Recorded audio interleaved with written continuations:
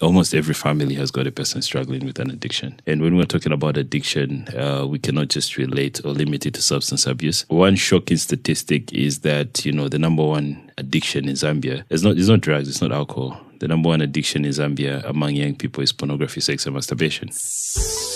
Welcome to Reclamation, the podcast where conversations meet practical insights, guiding you through the maze of behavioral science to empower better public health outcomes. With a passion for bridging the gap between medicine, psychology, and sociology, Tabo brings a unique perspective to every episode. Get ready to reclaim your understanding of health and behavior. This is Reclamation.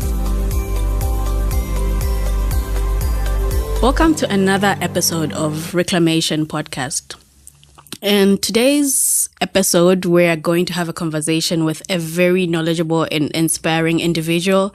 He's an addiction recovery coach, he's a substance abuse activist, and he's a public health specialist as well. This is Daniel Mbazima. Welcome to Reclamation, Daniel. Thank you so much for making the time. I know how busy you are and how many hats you wear. Thank you so very much. I'm glad to be here. Yeah, so I've been trying to reach out to him for such a long time and he's been so busy. He's doing so much amazing work that he's going to be sharing with us. And I just want to start by finding out why he does what he does. The addiction recovery coach, substance abuse. Where did that come from? So it's mainly out of lived experience. Yeah. I struggled with drugs and alcohol for a very long time, 12 years actually. During that time, I got expelled from 2 medical universities. Wow. I got arrested a couple of times. I was admitted to China 16 times. And to some extent, it was almost suicidal. So as I am right now, I'm 6 years sober. That's 6 years drug-free, 6 years alcohol-free. Congratulations. Yeah, and I have dedicated my life to helping people struggling with substance abuse. So that's where everything's coming from. So it's lived experience, passion, and pretty much anything that has to do with substance abuse, especially in Zambia, as well as mental health, that's something that I'm very, very passionate about. Wow, yeah. Okay. So you mentioned you've been there 16 times. Were you actually, is that an estimate or you're actually keeping count? The last time I checked, it was 16 times. And there were times when it wasn't counted. So it was a long time. It could be maybe 20 plus. Mm-hmm. Yeah. Was this 16 times over a certain period of time? Like over what? Spanning of how many? In 1 year, in 5 years? So for 4.5 years, that's the latter part of the years that I spent in addiction. I spent time in 3 places. It was either China jail or Chibolia. Yeah. So it was during that period. Yeah. The last 4.5 years of my time in addiction. Wow. That's a really long time. And that just shows how much addiction really rips a part of your time and your life as well. Yeah. So I'm wondering, you were at Chibolia. Was that because of your addiction? What was the connection there? Okay, so mainly just to take you back to how it started. Like I said, I've been expelled from 2 medical universities. I was studying abroad. Yeah, okay. I was studying medicine. I went there and I began experimenting with alcohol. But something happened that I did not understand then. There are actually 3 types of people that drink. We have the first classes of people that can drink socially. And then we have the second classes of people who drink because of lack of opportunities, lack of financial support, lack of educational skill. So they drink mainly out of frustration to pass time. But if you take such a person and then you give them an opportunity, they would instantly change. Yeah. But I fell under the 3rd class known as an alcoholic. So for an alcoholic, it means you cannot control your intake of alcohol in any way. You absolutely lose control. So for an alcoholic, it means when they drink, most of their finances go there. Their relationships get affected because of drinking. They cannot work. They cannot handle business. They cannot go to school. There's a blacking out, the fights, the argumentativeness and, just resorting to inferior environments and inferior companionships, loss of opportunities. That was me then. So I felt alcohol was not doing it for me. That's when I got introduced to heroin and cocaine. And, when you're in addiction, I'm not the type of guy that will come and then go like, it was bad. In the beginning, it was good because quite frankly, there's no there's nothing that will give you the feeling that, cocaine or heroin gives you. Yes, so I ended up getting hooked to that, but as time went on, got expelled the first time, went back, was given another opportunity, got expelled the second time. When I came back after 7 years, I was in a position where I was now looking at my friends and people I had left back home, even my young ones, people graduated, people started buying cars, building houses, getting married. Life is moving on. Yeah, starting families. And that was very depressive for me because I just became an addict, like full-blown addict. So I was depressed. So we had the addiction, then we added the depression. And that's what made me, resort into, or rather increase my use or my dosage. So because of that, I had to steal from my family, manipulate, and do a number of things just for the sake of me having the drugs and the alcohol. Then it was during this time that, because of what I was going through, I had to leave home, lived in Chiwolia for a bit. Because of my addictive habits, I ended up getting arrested a number of times. And we didn't have any rehab centers in the country. The only place that was there was Chenama. So every time I needed to detox or things got out of hand, I would end up in Chinama. Oh, that's quite a journey you've been. Yeah. It's actually interesting looking at that and then what you're doing right now. And I mean, you're a public health specialist, so you might even have a better understanding. There's been so much noise about whether Zambia has an alcohol or substance use problem or not. So I'm curious to know what you think about that, looking at how you've explained that there are 3 types of people who drink. Generally in Zambia, what do you think about people who say that? Is it something we should worry about? Is it a concern? Or are we all falling under the type A, which is social drinkers? It is a great concern because right now as we speak, almost every family has got a person struggling with an addiction. And when we're talking about addiction, we cannot just relate or limit it to substance abuse. One shocking statistic is that, the number one addiction in Zambia is not drugs, it's not alcohol. The number one addiction in Zambia among young people is pornography, sex, and masturbation. And then after that, we have social media. And food is also on the increase. So we are facing an increase in the number of people struggling with addiction. But when it comes to substance abuse, it's very evident. Every family has got that one child, that one brother, that one sister, that one uncle, father, mother that is struggling with an addiction. We like to, especially under alcohol, we like to believe that we fall under social drinkers, but the truth is it's the opposite.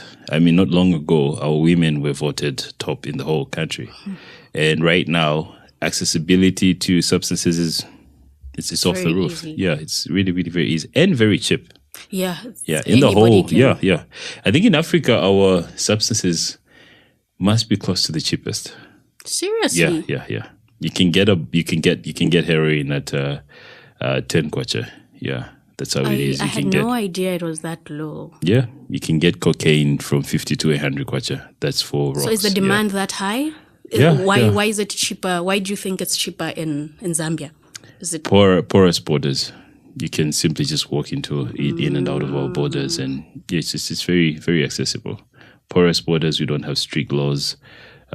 We don't have strong interventions as far as addiction is concerned. We've pretty much focused on other things. Our laws and policies on mental health are very low. So, yeah.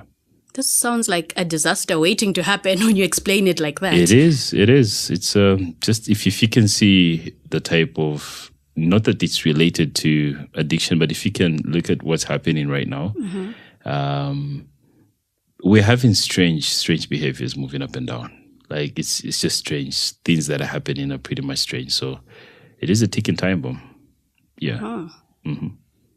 Okay, so now scary. Very, very scary. So now I'm wondering, how do you determine where you fall? Since a lot of people would automatically think we regard ourselves higher than we actually are. So you think you are a type A.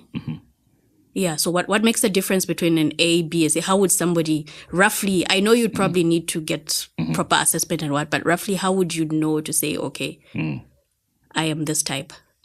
If it's affecting your relationships, then that's a problem. That's number one. We have a situation where people say like, no, but I'm able to work, I'm able to do this, I'm able to do that. When I drink, I don't cause any problems. I drink alone. The functional. Yeah. A lot of people say functional. It's even a bragging term now. Exactly. But if you drink alone and you don't cause problems, you don't black out. But the thing is, you are denying yourself and your family enough time for you to build and enjoy a relationship. So you're resorting into isolation and your loved ones are there wondering to say what's going on. Yeah. So you're self-medicating. That's a major indicator. The second thing is, if you're able to abscond your priorities such as school, work, or business, or whatever it is, and your input is not 100%, that's an indication that there's a problem. Another thing is, if it's affecting your finances, then you know it is a problem. If you're increasing in dosages or you're taking substances for the sake of dealing with stress, anger, or other things, then it is a problem. And failing to sleep without having something, that for sure is a problem. Yeah. Wow.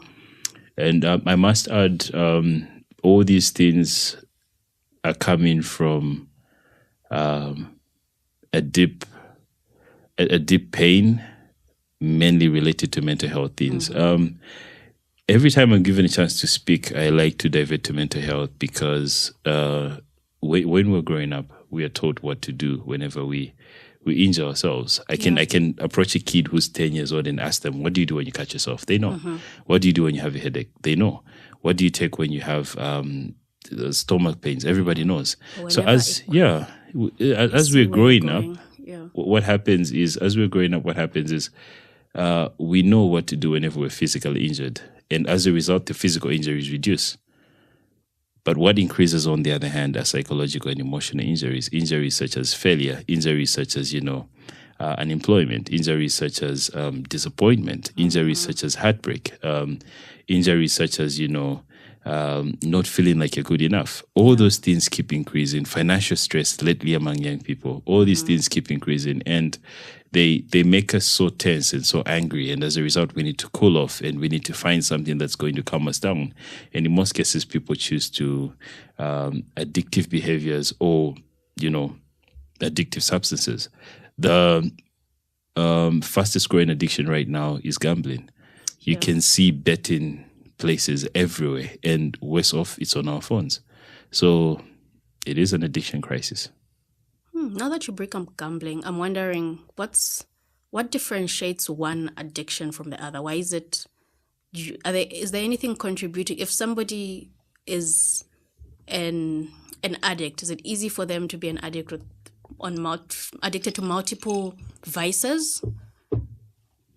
Because I remember you mentioned to say you were the type C person. So does that mean you were prone to getting addicted to other things as well? Or is it just alcohol that would be for you? Are there people who are more prone to alcohol while others are more prone to betting or to sex and masturbation and porn? So the whole science behind it goes back to dopamine. That's just how it is. I will explain it from the substance abuse perspective, then I'll take it back to gambling, just for me to talk about different things.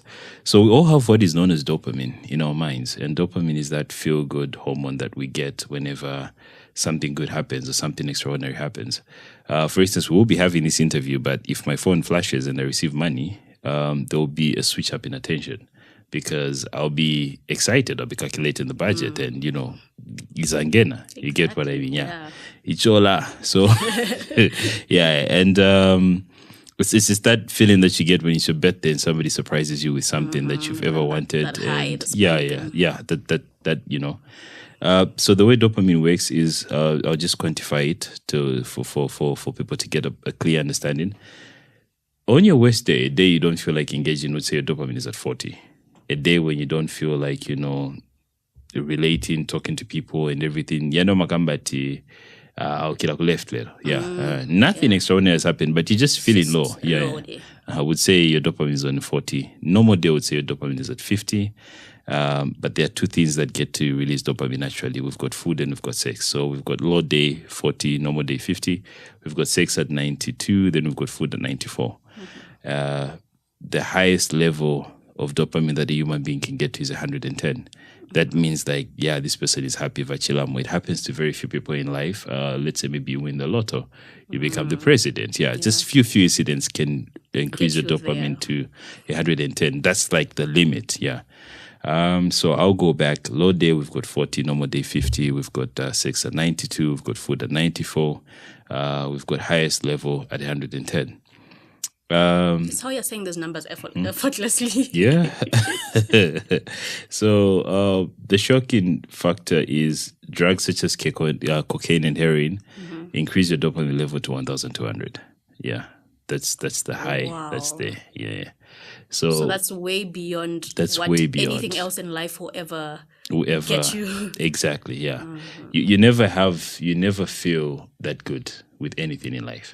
Yeah. Even if you're given $100 million, you can't compare it to the high that you get whenever somebody's high. So initially, people are actually addicted to that dopamine feel. They're addicted to that rush. Now, the tricky aspect is when you take a substance, your mind will release, certain hormones to sort of suppress the release of dopamine. It will tell you like, look, you're over-functioning, you're releasing too much. So it will have to try to calm down. So it will suppress that. So in turn, what happens is if you had one fix, one won't be enough. You need about 3 to feel that same effect. 3 won't be enough next time. You need about 5, and just so on, 6, 7, just like that. So what's happening is you're increasing your dosage and you're building tolerance, and in the process, you're getting addicted. Now you get to a point where if you do not take the drug, that's when withdrawal syndromes happen. So the common example I like to give is, let's say, like we take you, then we put you in a desert, and we ask you to walk as long as you can without food, water, or an umbrella for shelter. It's a desert. I mean, it's freaking hot. And after you walk, maybe you've done like a day and you've exhausted all your energy. We put you in a room like this, and then we put a glass of cold water in front of you. And then we ask you, we say, we want you to think about your loved ones. It's impossible, because what your body wants is just the water. Even if we give you dollars or something, it's impossible, because what your body needs is just that water. Even if we say you pray, you can't, because your body just needs that. So that can be compared to the type of craving that a person has whenever they're on drugs or on alcohol. They get to a point where when they don't have that substance, they can steal for anything. They can manipulate, they can kill just to get to that drug. That's pretty much how it works. So that's on a substance side. So for a person who is struggling with a gambling addiction per se, when they are gambling, they get that sort of rush, that thrill. And it's the same as somebody's high on drugs. So they will gamble and they'll be excited. They get to lose money or they get to win money, but what they want is just that same rush. And it happens within seconds. It's not something that happens for a very long time. So even if a person is using heroin, there's a point where it quickly goes up, or the cocaine quickly goes up, then it acts in reverse, so it goes down. Even for alcohol, for a person that's drinking too much, there's a point where it quickly goes up, then it acts in reversal. That's where the blacking out and, everything happens. So even for a person addicted to gambling, that rush gets them so high that when they lose or they win, they want to feel the same thing over and over again. And the fact that there's a psychological effect to it, which involves money, and, money is a major motivator. We have people gambling over and over again. So it all goes back to the relationship that we have with dopamine. And each and every one of us can be an addict. That's just how it is. So when we quantify or describe an addiction, the easiest term I like to use is anything that gives you temporal pleasure but has got negative consequences. That's pretty much it. So we are all potential addicts. Okay, like looking at the definition you've given, I'm wondering, like after everything you've explained and then you've ended it with the definition. So I'm now wondering to say, are there activities that we generally as a society feel are healthy or good, but then can turn into addiction? Like, for example, exercise, we're big on trying to get people to stay fit, and can that turn into an addiction as well? Exercising can turn into an addiction, and it does turn into an addiction. And when we're talking about an addiction, there is nothing like a good addiction. Like I said, anything that gives you temporal pleasure and has got negative consequences is potentially an addiction. So we have certain things such as, exercising. We have the opposite, which is eating. We have right now social media addiction.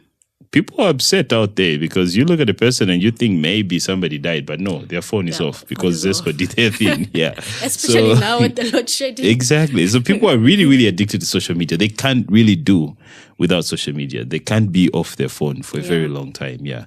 So, and when something happens, they feel like there's something missing. That's the thing. But in the end, yeah, it's not as aggressive as the other addictions, but it's costing them their relationships with other people. It's costing them their happiness because they're living a virtual life, and they're pretty much excited or worried because their life is controlled by the number of likes that they have on social media. Yeah, it's affecting them to the point that they cannot concentrate on something, and it's affecting their productivity and their average because they're mainly addicted to their phones.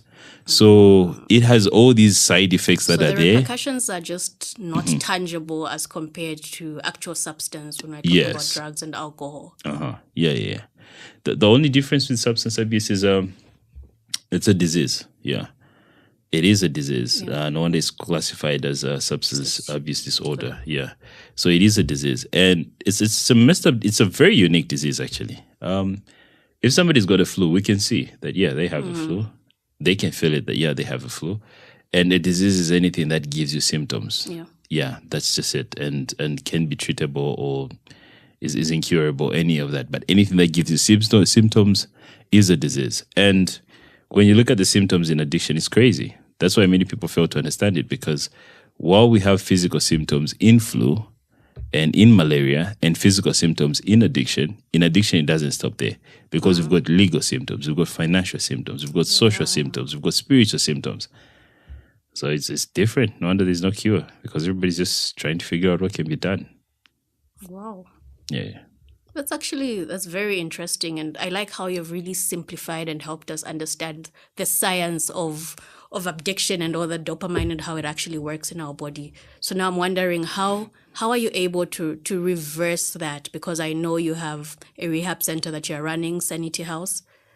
So what strategies do you use? Because if your body has already gotten used to chasing after that 1,000, the example you gave of the quantifying the level, how do you get back and rewire it? Is there actually hope? Do you just reduce it, or can you actually get it back to normal completely? Okay, so for people that abuse opioids, we have an extensive detox approach to them. There is treatment that's involved in giving people drugs that sort of takes everything to a certain normal extent. Yeah, so remember when we're talking about an addiction, what happens is the chemical composition in the brain changes. So that's where you start from when it comes to the physical aspect. And we start changing and sort of normalizing the dopamine. And the detox also helps get rid of things that will be craving for the drugs in the body. And it helps a person go through their normal day without having to get high or having to use. So the detox is the first aspect. But as a country, this is where we've gone wrong, because we've mainly relied on medication. So detox only helps with the physical aspect. If a person still has the mentality of an addict, they still feel like they're an addict. So pretty much the root cause. Because yes. From what I'm getting, is like most addicts are trying to run away from some mental or emotional thing. Yeah. No wonder the most important question is not, do you know what's going to happen to you when you continue using? We know addiction takes you in three places. That's jail, rehabilitation, or the mortuary. Yeah. Or, hospitals. But that shouldn't be the question. The question of, do you know what's going to happen to you, is not really important. The question is, why are you using? Yeah. What is causing you to use? Why the pain? And it goes back to finding out the root cause of why a person is using. Most people that use drugs in Zambia, it's as a result of abandonment issues. That's the thing. So you have parents who are there, but they're not there because everybody's pretty much busy. So people don't really know how to parent and raise kids as it is in Zambia. That's a very interesting thing you brought up. Because I think when we talk about abandonment or think about it, we're thinking about parents who are not actually physically present, but we forget that there's the emotional part of actually being a parent that leads to that. Yeah. I'll give you an example. In Zambia, people only raise kids from grade 1 to grade 7. That's how it is. Yeah. from grade 1 to grade 7, you know what your child is going to wear. You know the food they eat. You know the friends that they're playing with. You know their favorite color. You know their toothbrush. You pretty much know everything about them. Grade 7, they make the decision, and that decision is dependent on where they're going to go, depending on how they pass. So from grade 8 to grade 9, the curfew changes from 16 to 18. Yeah. Grade 10 to grade 12, parents are aging, so you're only spending at most about an hour with your children because you're coming back from work, you're tired. They're coming back from school, and you pretty much don't know what's going on with them. So the people that influence them and whoever they find in university or college or whatever has a strong, powerful presence on their decision making. So as a result, abandonment issues are actually number one. And we tend to spiritualize everything. As long as you know your memory verse, then you're good to go. But that's not how it's supposed to be. Yeah. So besides abandonment issues, we've got trauma issues. Yeah. So if you got exposed to something while you're very young and your brain was not mature enough to handle that psychologically, then there are higher chances that you most likely will get to that.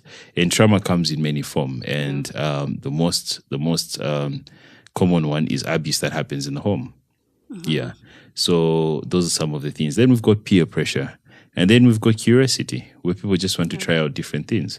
So we have quite a number of causes. And if those are not addressed, then there is a problem. So remember, I talked about detox first, which helps physically. Then we go to the counseling, the therapy that involves and helps a person mentally. And then there is a spiritual aspect to it as well. Yeah.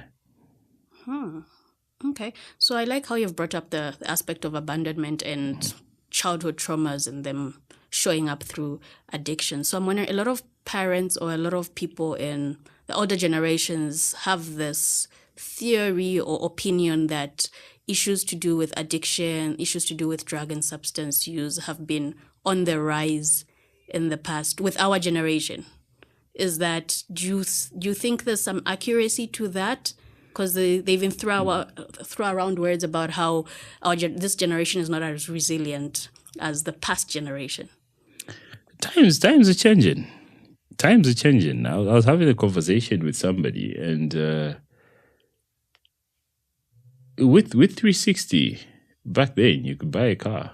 Now you're buying a bag of Millie Meal. You get what I mean? So the pressure is too much. This generation is going through a lot of unemployment, and even when people find employment, it's not enough to cover their needs. Yeah, you need 3 or 4 employments. Exactly, yeah.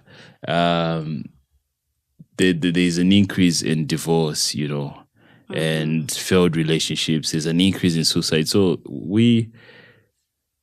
there is so much exposure to social media. The world is moving fast. So there are many, many triggers, many, many psychological injuries that are taking place. And we're a lot. This is not like the 1980s when people were few and opportunities were many. So we're a lot. So as a result, stress levels are off the roof. And it's just the timing in itself. Every time comes with its own challenges. And unfortunately, this is a time where we're having a mental health crisis. So as a result, we're prone to see all these things that are happening. Yeah, that's actually, so from what I'm getting, it's even as we are developing and being more innovative and having tech and all this globalization, we're having so much good that has happened over the past 20, 30 years, but that good also comes with some bad, and I think we don't actually see it that way. Yeah. So like I said earlier, we know what to do whenever we are physically down or physically sick, but ask a person, what do you do when you're going through failure? What do you do when you lose a loved one? What do you do when your heart is broken? What do you do when you feel like you're not good enough? People don't know. Yeah. So despite scientifically proven methods that are there and exist, people still don't know. So what do you think can be done about that? How do we get people to know, like, we are now the parents of the next generation? How do we get ourselves and also the generation we'll be raising to actually know? Sensitization as well as more information on mental health, because as it stands, there's a lot of stigma against mental health related problems and a lot of ignorance when it comes to mental health in itself. So we need a lot of sensitization. The same thing that is being done in terms of financial literacy in schools and curriculums changing. people need to know how to cope and deal with stress. Otherwise, they're going to go to something that will give them a false hope. And what exactly is the false hope? Drugs and alcohol. Yeah. Because that's the only thing that will give you a perception of you're going to be happy and you're going to get rid of things. Yeah. So, but then it's a quick fix, but not really fixing anything per se. Okay, that's actually very insightful. So I'm wondering, because I know you mentioned about how this is kind of taking us back. Like, how do our systems contribute as well to addiction? Because I know some countries have higher levels than others. Like, what are some of the things that actually contribute to those discrepancies that we see across different countries? Why are some communities have a higher level than others? Because I'm sure the rates in Lusaka might not be the same with Copperbelt or not the same with South Africa or Uganda. Like, what are some of the factors that you've noticed? Accessibility, availability, and affordability. Those 3 A's are a major problem. Okay. Yeah. In any, in Lusaka right now, in every residential area, you can get alcohol within 100 meters of wherever you are in any residential area. That's bad. That's really, really bad. You can get your hands on alcohol 100 meters from wherever you are, even from here. Yeah, like you have to count just 100 meters. You can get yourself alcohol anywhere. That's how bad it is. That means it's very accessible. On top of that, it's not only adults that can do that, even children can do that. So the laws in itself are really, really not encouraging. On the other hand, also, we don't have coping mechanisms. And as a nation, we've gotten to accept that, drinking is normal. And it's something that, everybody uses for fun. Look at social media over the weekend. Like, you have an event going on, but how many people are talking about it? Even a leisure event, such as, there is this thing going on, like how many people are talking about it? But then look at the emerging chill spots that are here. Yeah. In other countries, not to have anything against people that club, but in other countries, when you get to a certain extent, you cannot be admitted into a club. Yeah. But here it's chipante. Yeah. Anybody can. Other places, clubs close at 02. In other countries, clubs close at 02. We don't have those regulations here. Yeah, we don't have any of those. Clubs open at a specific time, but here, every day, you can get drunk every day. There are even those stories like you wake up to buy bread, but you come back drunk. So, yeah, we have all those things. Yeah. Not to say anything against people of Material. That's where I'm from, by the way. So, yeah. Yeah. So it's a lack of options, I guess. Like when you actually think about it, lack of recreational facilities, quite a number of things. Yeah, they're all contributing factors. Oh, that's actually really sad to note, because that's a change that can't happen overnight. Unfortunately, it's very gradual, because it stems from the top there and trying to convince and show them the importance of investing in that. And that's actually, I feel like it's even much harder, because like alcohol is bringing in so much revenue. So it's like, even as you are trying to cut down on that, generally as a nation, you should be able to replace that revenue that might be lost. That's the same with betting companies. They're paying a lot in terms of taxes. So looking at economic hardships, what's the better option? So there's so many systemic contributors or barriers as well to that. Okay, that's interesting. So looking at the work that you do at Sanity House of you're pretty much getting somebody who has a habit and trying to break that habit, right? Do you replace it with another habit? We restore livelihood to normalcy and introduce sober living. We don't really replace that with another habit, because there's potential for addiction. So we help with healthy coping mechanisms. That's pretty much what we do. Yeah. Okay, so I'm curious to know, what are some of the insights you'd share to somebody who might not really think they're addicted, but they're trying to break away from a specific habit that they feel is unhealthy. Maybe it's not as fatal, as destructive as the actual alcohol addiction or an alcoholic, but it's something that they think is just, it's a pain in their life and they want to get rid of them. What are some of the normal things or tips they can use to actually try to cut down on that? It could be maybe eating unhealthily or spending too much time on the phone. Just the usual everyday things that some people would be like, no, I want to do better at this, even though it is kind of probably feeding into their dopamine levels as well. You have to remember, even the strongest lions hunt in a pride. So you cannot overcome something that's huge by yourself. You need to seek help. And there is hope and there is help now. You can get in touch. I deal with all sorts of addiction, like I said, from masturbation, pornography, this and that, food, gambling, this and that. And it's all from a professional aspect. Mm-hmm. And there are many others that are offering help now. Yeah. So you can seek help and you'll be able to get rid of your problem.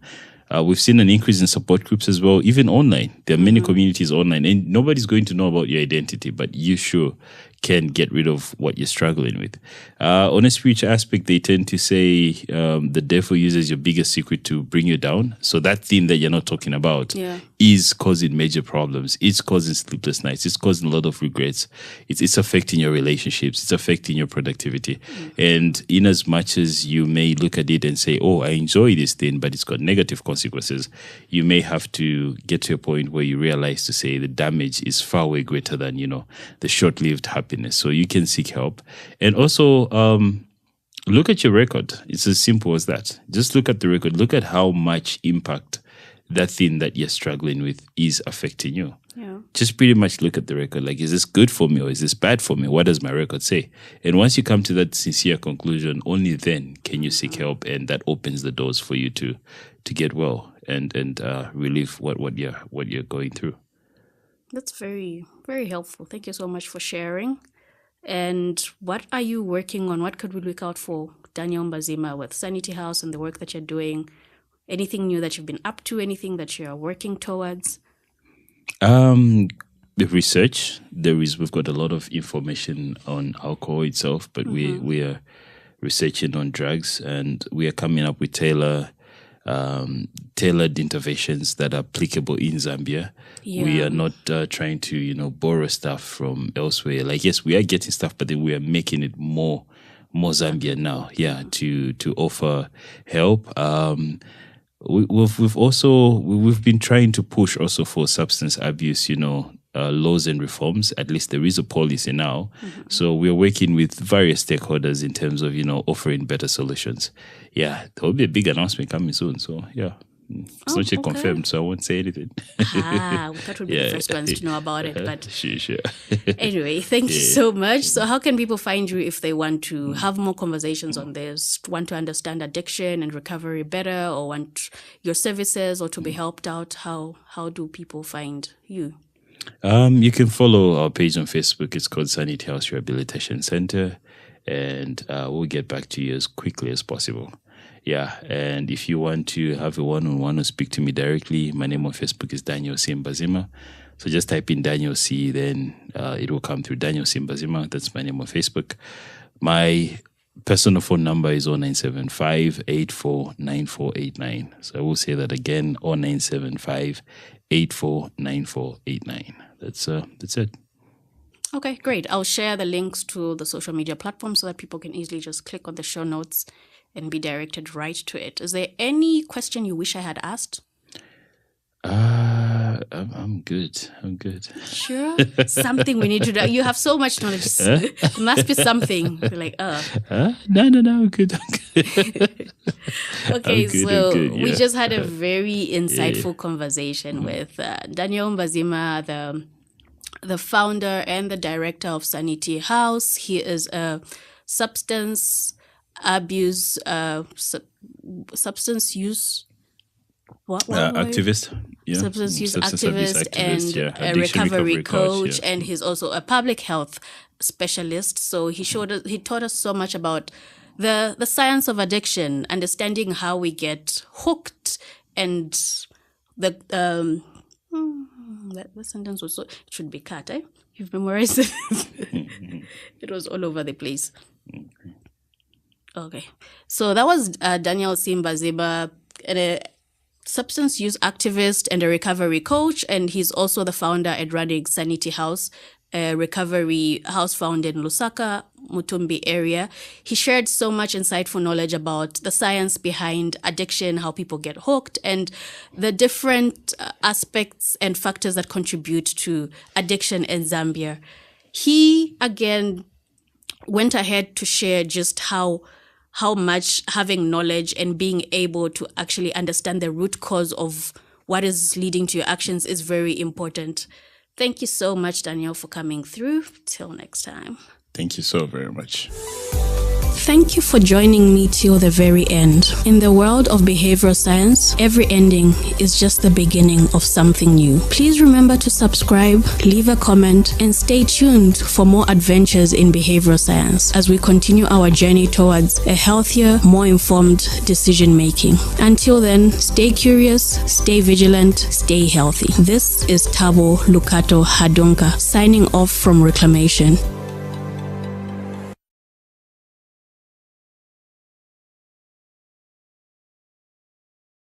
Disease manifests because there is a distortion, there is some kind of disruption in the energy field or in the body. And that could be a faulty diet, or a poor diet. There's a lot of junk food, or it could be toxins or chemicals, or it can be stressed, or it can be trapped emotion. It could be whatever it is, even if it's something physical, it's still energy and it's still disrupting on an energetic level in the body. Welcome to Reclamation, the podcast where conversations meet practical insights, guiding you through the maze of behavioral science to empower better public health outcomes. With a passion for bridging the gap between medicine, psychology, and sociology, Tabo brings a unique perspective to every episode. Get ready to reclaim your understanding of health and behavior. This is Reclamation. Welcome to another episode of Reclamation Podcast. You know how we really struggle with eating and staying healthy and having balanced meals. So today I have with me an expert, I would say, nutritional expert, maybe. I don't know. She'll actually tell us what she is, but she's somebody who is so passionate about nutrition, wellness, and medicine in general. And I'm so happy to have her here. She's Kim Otobi, the founder, the director of Umoyo Natural Health. Welcome on the show. So good to finally have you. Thank you so much, Tabo. It's I'm excited to be here. It's going to be fun. Yes. So tell us, nutrition, like why nutrition? Why does that matter to you? I've always been interested in nutrition. Early on in my life, I didn't allow myself to explore it because I thought, well, that's not a proper job, So I went and did economics and management instead at university and worked as a strategy consultant. But deep down, my passion was always nutrition and health, natural health in particular. So after a while, I actually went back to university and studied nutritional medicine. And since then, I have also done so many other modalities within natural health and healing. Oh, okay. So what is nutritional medicine? Because I know a lot of us might not be aware of that. For a listener wondering, they've never heard of anyone say they're studying that. Well, nutrition is so much more than just food, and we use food for so many different things, right? Yes, a lot of people think, I just need to fill my belly, or we're using food to celebrate something, celebrate a birthday, or we use food to suppress emotions, or we use food in so many different ways. But food is actually medicine. It's like Hippocrates said, that food be thy medicine. Yeah. And we forget that it has all these healing properties as well to it. It's the foundation of a lot of our physical health. That is true, because actually a lot of our pharmacological medication that we use, the commercial one, stems from the natural, organic, correct me if I'm wrong, but the plants and things that are found in nature. Absolutely. You're absolutely correct. But nutrition is that foundation. It's providing your body with all the building blocks that it needs. Obviously, things like fats and carbohydrates and protein, the macronutrients. But in addition to that, you also have all the micronutrients, these smaller things like vitamins and minerals, antioxidants, all the phytonutrients that you find in plants and so on, that are essential for the proper functioning of the body, essential for producing hormones or chemical reactions that happen in the body. So it's the foundation. If you don't have that, it doesn't matter all these medicinal qualities, whether it's from the food or from herbs or for pharmaceuticals. There's only so much they can do if you don't have that foundation. So I'm wondering, just out of curiosity, so if we had an ideal situation where we have all the nutrients our body could get in the perfect level and perfect amounts, do you think we'd be able to avoid a lot of the diseases we see nowadays, the common ones? 100%. It's a very, very strong element to that, because a lot of the diseases that we see today are chronic illnesses. These are not infectious diseases anymore, right? Yes, like true. hypertension or diabetes. These are caused by diet and lifestyle factors. And all these chronic diseases have one thing in common, and that is inflammation. And inflammation in our body is very much dependent on what we're eating. However, I will say this, that health is, a lot of the time, especially when we're looking at nutrition, we're looking at very physical things. And when we talk about health, a lot of the time we talk about physical health. Okay, diabetes, it's something to do with the physical body. Hypertension is something to do with the physical body. But we are not just our physical body. We're right? much more than that. We are so much more than that. And sometimes the challenge is that we approach it purely from a physical point. Exactly. And that works because, for instance, nutrition is very powerful and we can do a lot of good there. But if we want to speed up the process and get full healing, full health, optimize our health, we got to look at ourselves as the total being that we actually are, which is, yes, the physical health, but also the emotional health, the mental health, spiritual health. And when we bring that together, that's when we can really talk about true health. Yes. Because you can look at something purely from the physical view, but perhaps, and you can do everything right.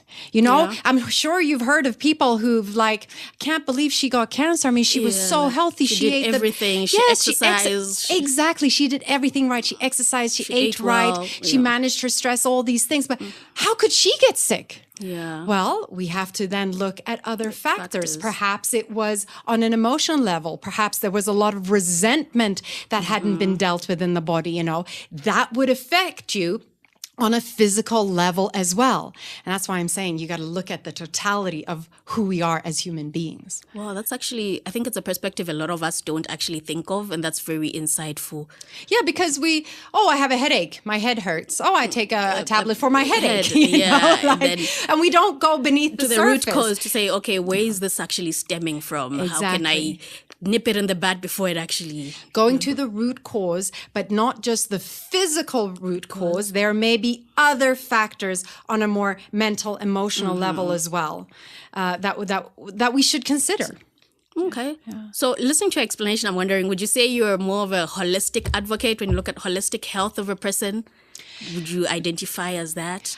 Yes, absolutely. I recognize the importance of looking at the body in the body and the mind and emotion, spiritual aspect in its totality, because also this more and more science is showing us that quantum physics in particular, we're energy, right? Yeah. Everything is energy. This desk here, it's energy. My body, it's just energy vibrating at different frequencies. So and everything happens on an energetic level before we see it as something physical. So we can actually influence things quicker if we go to the energy part of it, and if we look at how does disease manifest, disease manifests because there is a distortion, there is some kind of disruption in the energy field or in the body, and that could be a faulty diet, or a poor diet. There's a lot of junk food, or it can be toxins or chemicals, or it can be stressed, or it can be trapped emotion. It could be whatever it is. Even if it's something physical, it's still energy, and it's still disrupting on an energetic level in the body. So let's say you have eaten a lot of junk food, or you have a toxin in your body, a chemical perhaps. Maybe it's a food additive. Now, if that is in your body, it will have its own unique energy vibration. And that then affects the optimal vibration of your body. And that will distort then perhaps the operations of certain things or organs in your body. And therefore your body will not then be able to operate optimally. So the way to really look at health and healing is that we want to remove all that disruption. We want to remove all that distortion so that the body can go and do what the body does best, and that's heal itself, But because we eat all these crappy foods and we have so much stress and we carry a lot of negativity when we focus on all the negative stuff and whatever it may be, we make it so difficult for our body to heal itself or to be healthy. We're putting all these spanners in the work, Wow. So really it starts with removing all these disruptions that make it so difficult for the body to just be naturally healthy, be naturally strong. That's our natural state of being.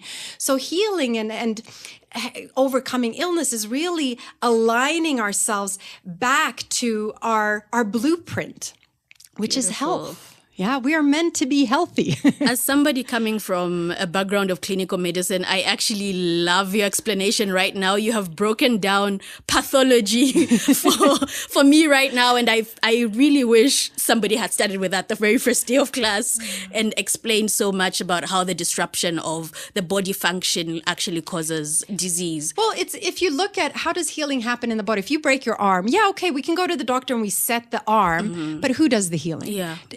Does the doctor do the healing? No. And it's the body heals itself. It knows what to do. We just have to create an environment for it to flourish and do its best. Exactly. And that is true for whatever type of medicine you practice.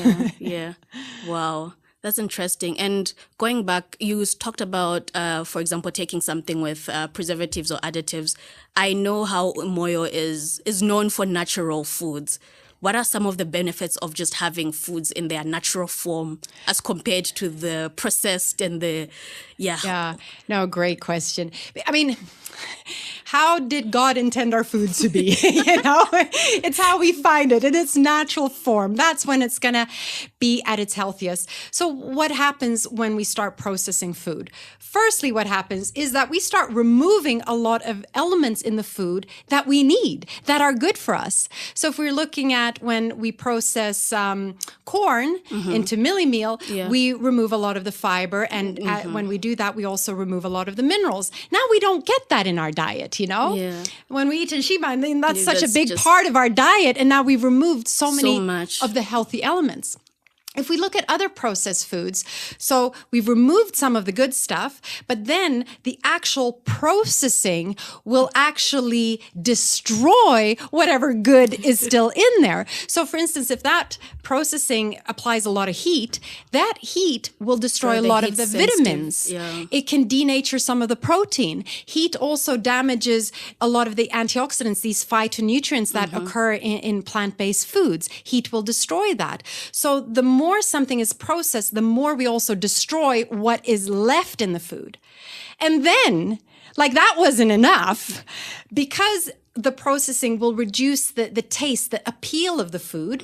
And food manufacturers, of course, want you to buy this food. Yeah. Stay in business. Absolutely. So what do? They add things to make it tastier. And the three things that make it super tasty, it's sugar, salt, and fat. Oh, yeah, fat. Yeah, fat. And not good fat, not the good quality stuff, the cheap stuff, like hydrogenated vegetable oils. So you're getting so much more sugar and salt and these bad fats in the food. And then, of course, we want the food to look good. So we add artificial colorings, artificial flavorings, and all sorts of preservatives as well. So we are removing the good stuff. We are destroying whatever's left in there. And then we're adding bad stuff. And then we're surprised that this food is causing the body to deteriorate. And once again, the body is such an incredible thing that it is so resilient. And that is why it can take 10 years, 20 years, 30 years, 40 years before you see symptoms, because the body is always working so hard, tirelessly to keep you healthy. I'm actually glad you brought that up, because my next question was going to be, so what? Because a lot of people we take a lot of the processed foods with the additives and all that, but I'm still good. Yeah. I'm okay. Yeah, but you're still young, so things are going on in your body. That distortion, that disruption may be happening, but your body is dealing with it. But accumulative, there's only so much the body can handle, right? And remember, we can look at health as a continuum. Yeah. One side of that continuum, you're diagnosed with an illness. And then the other side, let's say optimum health. But then there's a whole continuum between those 2 points, right? Yeah. So you might be somewhere in the middle. Okay, let's say I've been feeling a little bit down. I don't have that great energy lately, and maybe I have a headache. So I go to the doctor and I say, hey, something is wrong. I'm not feeling 100%. Please just test me. They do every imaginable test under the sun, and they come back to me and they say, hey, Kim, you're perfectly fine. Our test shows exactly there's nothing wrong with you. But then hang on a moment, I'm still not feeling great, right? Yeah. So just because you haven't been diagnosed with a illness, a label, a disease, it's absent, doesn't mean that you're healthy. And you got to ask yourself, what kind of life do you want to live? I mean, I would prefer to live a life where I have energy and vitality, and where my mind is at peace, and I have calm and so on, and where I'm positive and I focus on the positive. Yeah. What kind of life, where are you? So that's what you kind of have to ask yourself. But the problem is, of course, that when we are younger, we think we're invincible. We think we're going to feel like this for our whole life. It's pretty much going to catch up with a lot of us if we do that, eh? Yes, and that's what happens. That's what tends to happen. And that's why these chronic illnesses are becoming more and more prevalent as well, because our diet is deteriorating, and we are living with much more stress in our lives. Our lifestyles are generally deteriorating. Yeah. We're not exercising enough, and so on and so on. So it's actually interesting you say that, because now when I'm looking back at what I've always been taught and known, I'm looking at epidemiology and how we are generally taught to say the risk factors of some non-communicable diseases are people over the ages of 50 and 60. So that is probably a risk factor because of what you had been doing in the past. Exactly. It's not just because decades. You turned 50 suddenly. Yeah. I mean, it is. But then that is how it's made to seem when they are telling us about these risk factors of something, to say, oh, go get checked, diabetes, hypertension, heart disease, 50, 60, start getting checked. But we're not doing a lot of preventive medicine. And it's not necessary. It's not, you don't have to get ill. You don't have to suffer from these diseases. It's completely within your control. But a lot of us don't want to accept that responsibility. We prefer to just live however we want. And then when we get sick, now suddenly it's the doctor's responsibility. I'm going to go to the doctor. He's going to give me a pill, or he's going to do some miraculous surgery or whatever. And I'm going to be cured. Yeah. We want that quick fix, and we don't take responsibility. And so a lot of it, if we want to be healthy, we have to take on that responsibility, and we have to recognize and be interested in how our choices actually affect our health, because they do. And you're making those choices every single day. And one thing I always keep saying, even in the previous episodes, is how I'm guessing a lot of our habits that we keep indulging in and fail to stop, it's because we're not actually seeing the repercussions right there and then, as you have explained with the eating healthy from the get-go. The repercussions of not doing that is something that you only manifest in the next 30, 40 years from now. So you don't really have that intrinsic motivation to keep going. Yes, in terms of disease, but you can still feel it. I don't know if you've ever experienced a very simple example would be you drink a little bit too much alcohol. Yeah. How do you feel the next day? It's going to affect you. The same could happen if you eat a little bit too much sugar. You're going to feel it. Or if you don't get enough sleep, or if you're very stressed, you'll even feel it the very next day. But when we are living like that, all the time, we forget. We don't remember how good we can actually feel. Yeah. We accept We what adapt. has become our norm.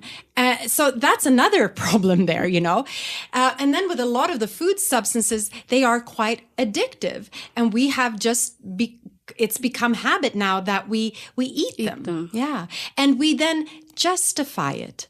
Oh, but everyone around me is eating these kind of foods. Surely it's okay for me to eat them as well. Everyone takes soft drinks. Surely, why shouldn't I be able to take a soft drink without really thinking, what is it that I'm actually consuming here? And how does it actually affect my body?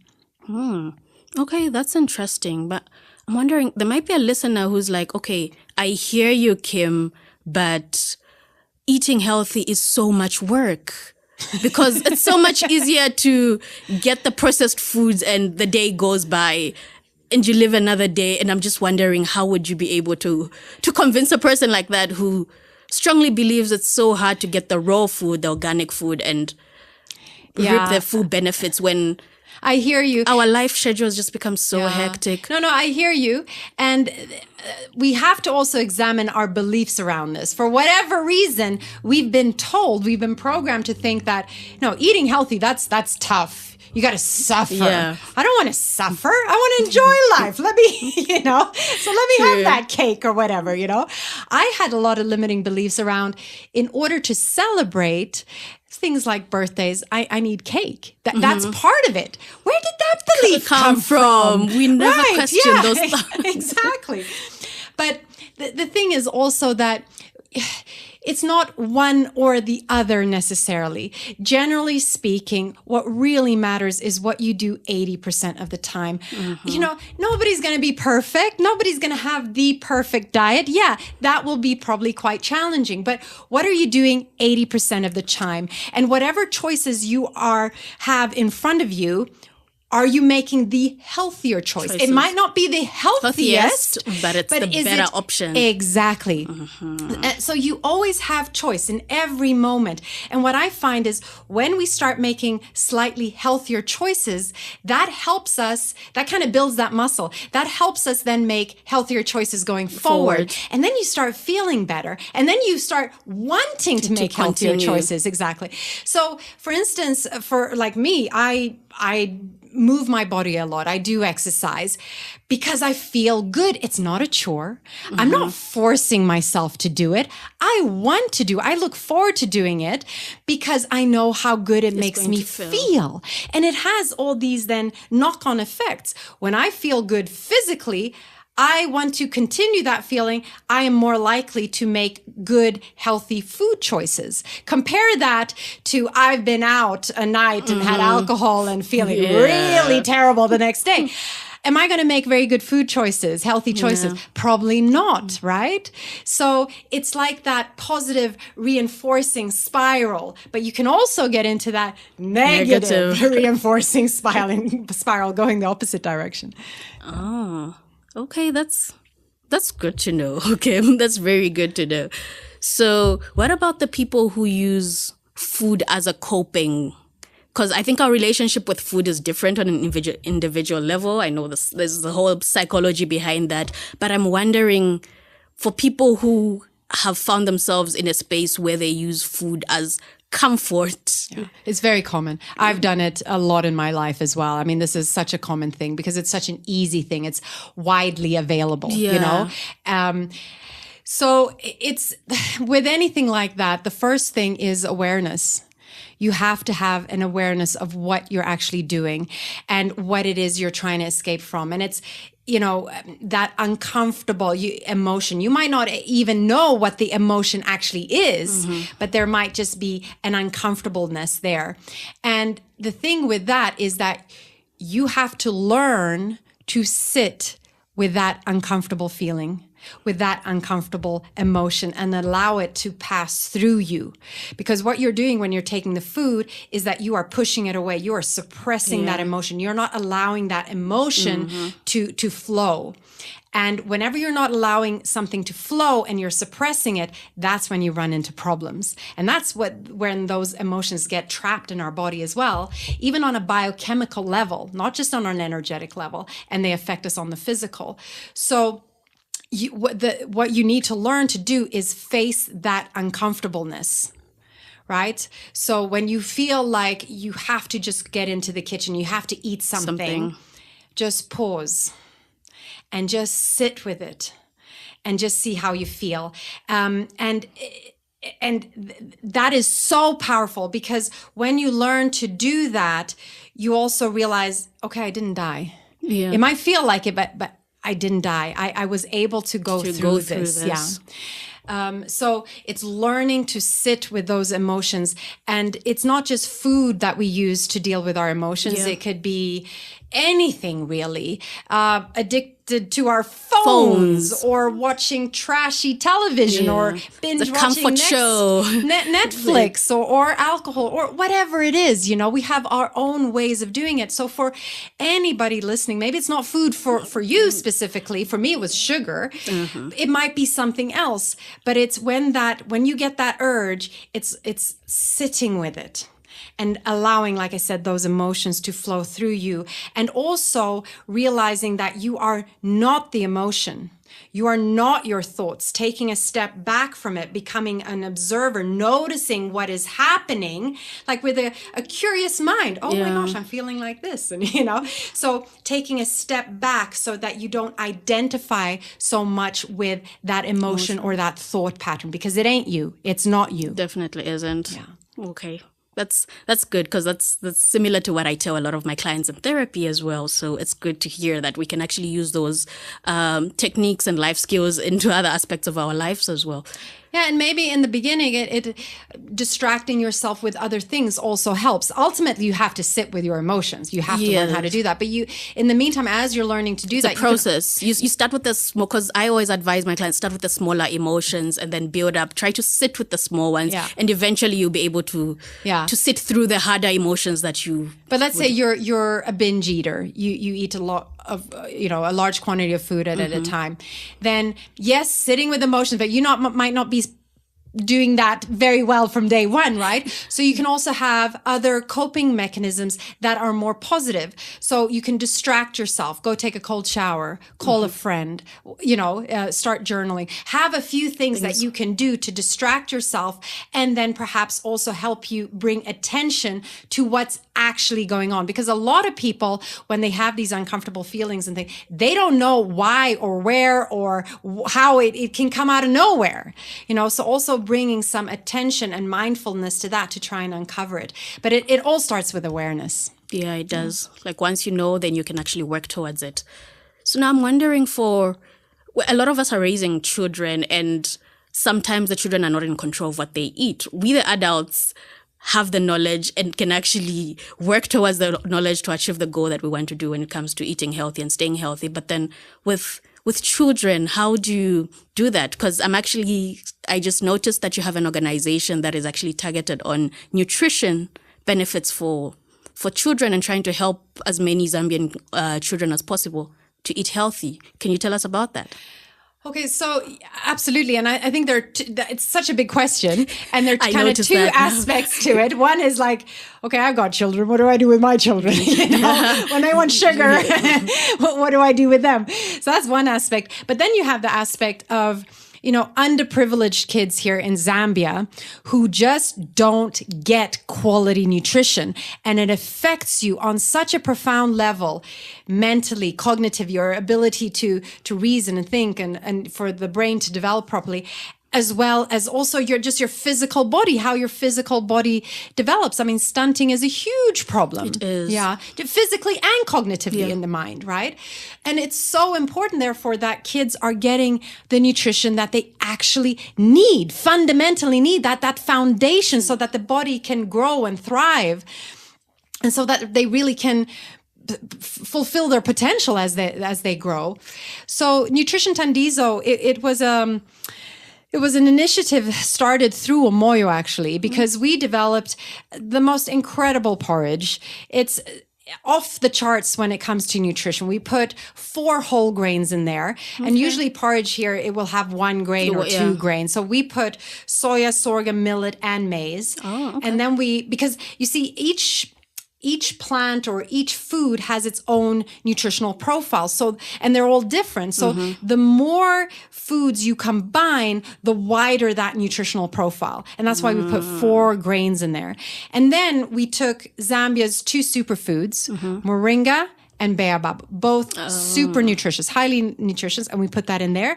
And then we also, just to be sure, fortified the porridge with 17 vitamins and minerals. So in terms of nutrition, it's just such a powerhouse. So it gives you all the macro nutrients that you need, as well as all those micronutrients.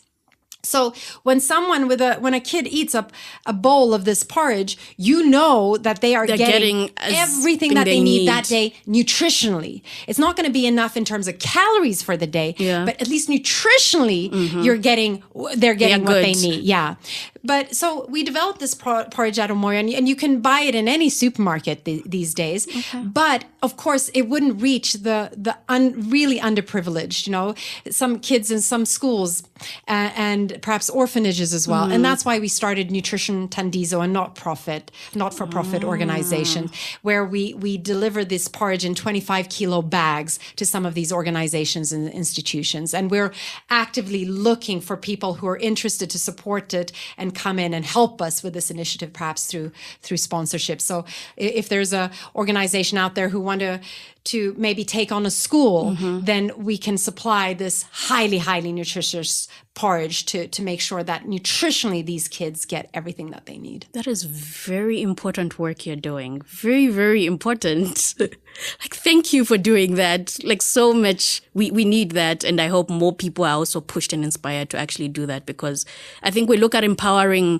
children and the future generation and concentrate on the school but we don't look to say, okay, you take them to school, you're sending them to school, but then what are they taking in? And I'm sure you know yourself, if you haven't eaten or you haven't eaten proper food, if you haven't gotten yourself what you need, are you going to be able to concentrate? No. Are you going to be able to assimilate all that information that they're teaching you in school? No, you're not, you know. We in this life, we have this physical body, and we have no choice but to look after this physical body. That is the foundation. Wow, beautiful. So for someone who's wondering, how can they get the porridge? Like, if they are within the urban... just reach out to Omoyo. Reach out to Omoyo, or you can go online to nutritiontandizo.com. But reach out to Omoyo and we'll put you in touch with the right person. Wow. Thank you so much. So how, any social medias? Actually, before we get there, is there any question you wish I had asked?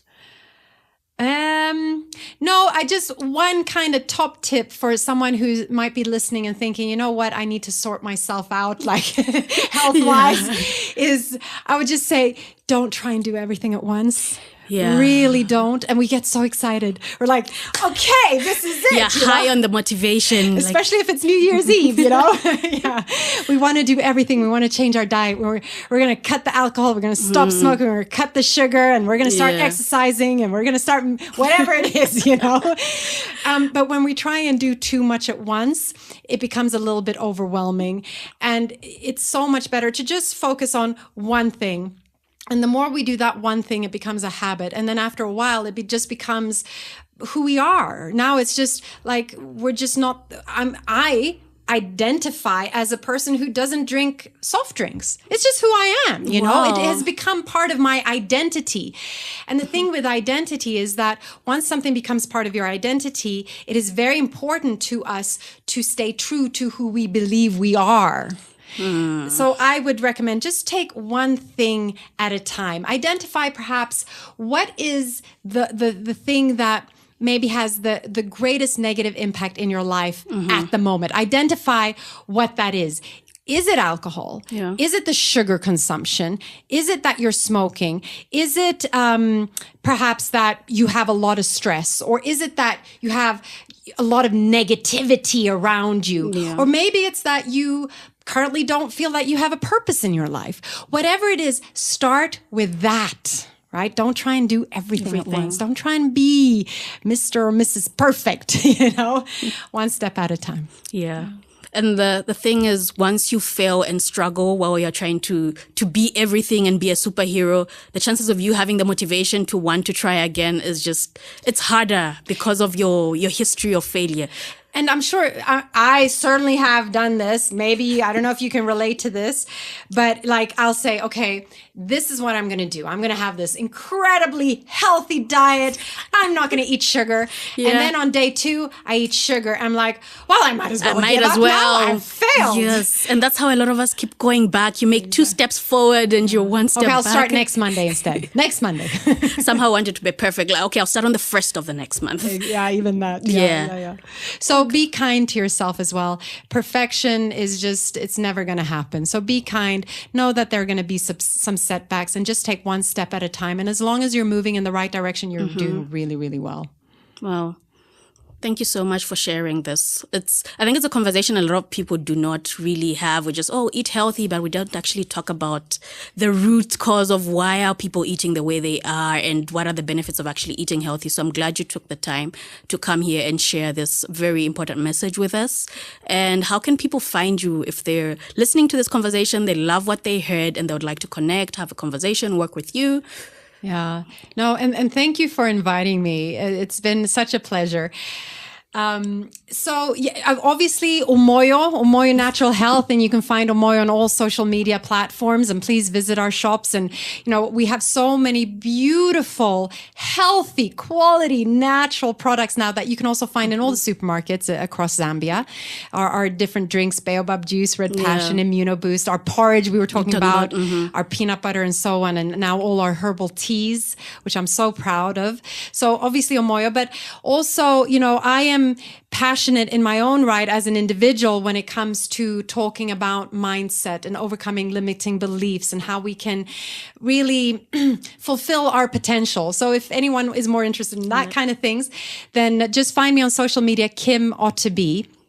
Instagram, TikTok, and Facebook, Kim Otteby. And if you don't know how to spell that, I'll definitely share the link on the show notes, but or just Google Kim and Umoyo and my last name it should definitely show up. Yeah, exactly. Yeah, thank you so much. So that was Kim Otteby, the founder and director of Umoyo Natural Health. We had a very lovely conversation. We looked at the importance of eating healthy, even if you think you might not reap the benefits immediately.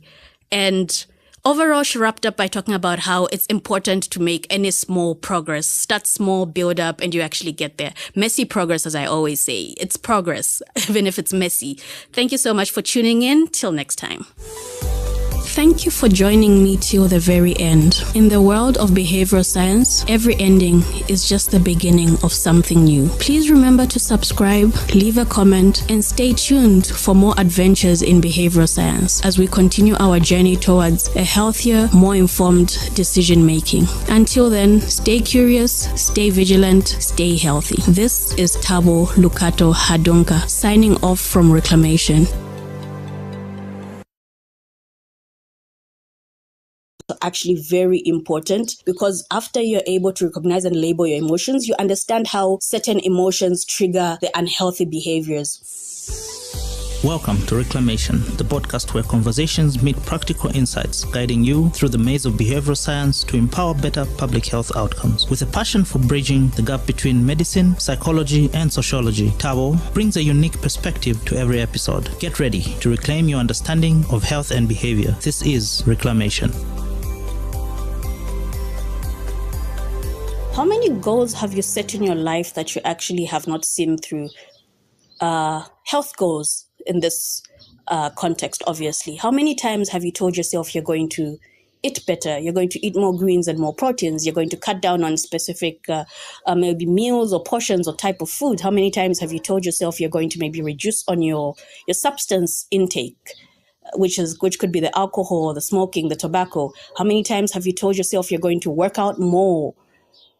How many times have you actually set a goal of wanting to do this and hoping you would achieve it, but then you somehow do not? I have been in similar situations so many times. I have found myself indulging in behavior I wouldn't want to, or struggling to indulge in a behavior that I actually really want to because I know the benefit that it has. But for some reason, I just wouldn't. And at the time, I wish I had knowledge on CBT, and that's what I want to talk to you about. So welcome to today's episode. If you really want to understand how you can break that vicious cycle of setting goals and never seeing them through, I feel like this episode will really help you, because an understanding of CBT has helped me personally in my life, and it has helped so many of my clients in psychotherapy as well. So when we talk about CBT, we're talking about cognitive behavior therapy. So cognitive behavior therapy has what we know as the CBT triangle, which is also known as the cognitive triangle. So this is a core concept of cognitive behavior therapy that illustrates the interconnectedness of your thoughts, your feelings, and your behavior. So when we're looking at cognitive behavior therapy, this is a type of psychotherapy that it focuses on identifying and changing your negative thought patterns and behaviors. So it's a belief that your thoughts and your feelings and behaviors are interconnected.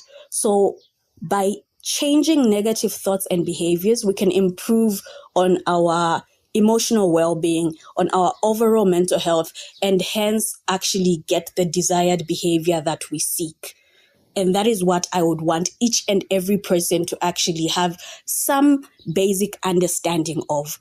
So cognitive behavior therapy is a model that is used with so many different clients who have different challenges such as depression, anxiety, OCD, PTSD, substance use disorders, addiction, and other behavioral disorders and challenges. It's been very effective. I've seen it also work on the clients that I've been seeing over the past few years.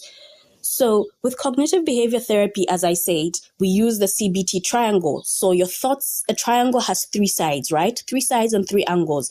So we can imagine a triangle with one angle at the top and two at the bottom. The top one being the thoughts, the next one at the bottom being feelings, and the next one also at the same level as the feelings being your behavior.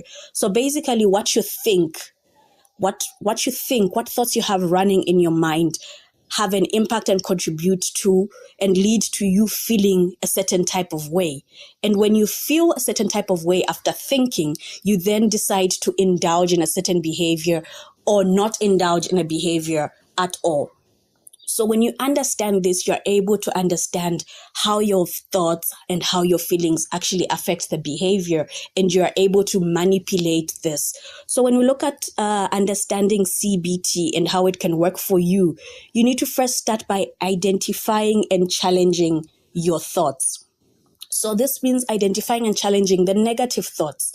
You can do this by being more aware of your thoughts. A lot of the times we are not aware of what we actually think. Sometimes we see ourselves doing something and behaving in a certain way, and we don't actually go back the path and see what led to that. But with cognitive behavior therapy, that is where it now comes in to say, okay, why are you behaving like this? Because you felt this way. Why did you feel this way? Because you thought in this way. So if you could start by identifying your thoughts, what is it that you actually think of? What thoughts or negative thoughts are holding you back? For example, somebody might think they have this thought that I can't handle stress without smoking. Like every single time I am stressed, I have to smoke. I have to take a cigarette. I have to take some weed. I have to maybe drink, a shot of something really alcoholic and strong. That is a thought.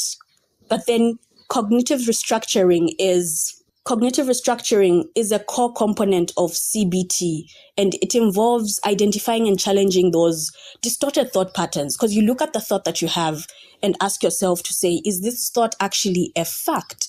Where did this thought come from? Where does it stem from? These thought patterns are referred to as cognitive distortions, and they can actually contribute to emotional distress and also maladaptive behaviors. So the goal of cognitive restructuring is to replace these negative thoughts with more balanced and realistic ones. So you tell yourself to say, I cannot handle stress without smoking. I cannot handle stress without eating the chocolate. Imagine you're trying to cut down on your calories and you have this thought that you can't handle stress. So you look back and actually question that thought. It's not a fact. So why do you have it? Then that way you can actually change it. I am stressed, but I can handle it in another alternative way. And that is what we do with cognitive restructuring. So for me, when it came to taking my medication, I had told myself that taking a pill every single day was so much work. But then I sat down and realized to say, no, but why did I actually think it's so much work? Because taking one pill takes less than a minute of my time.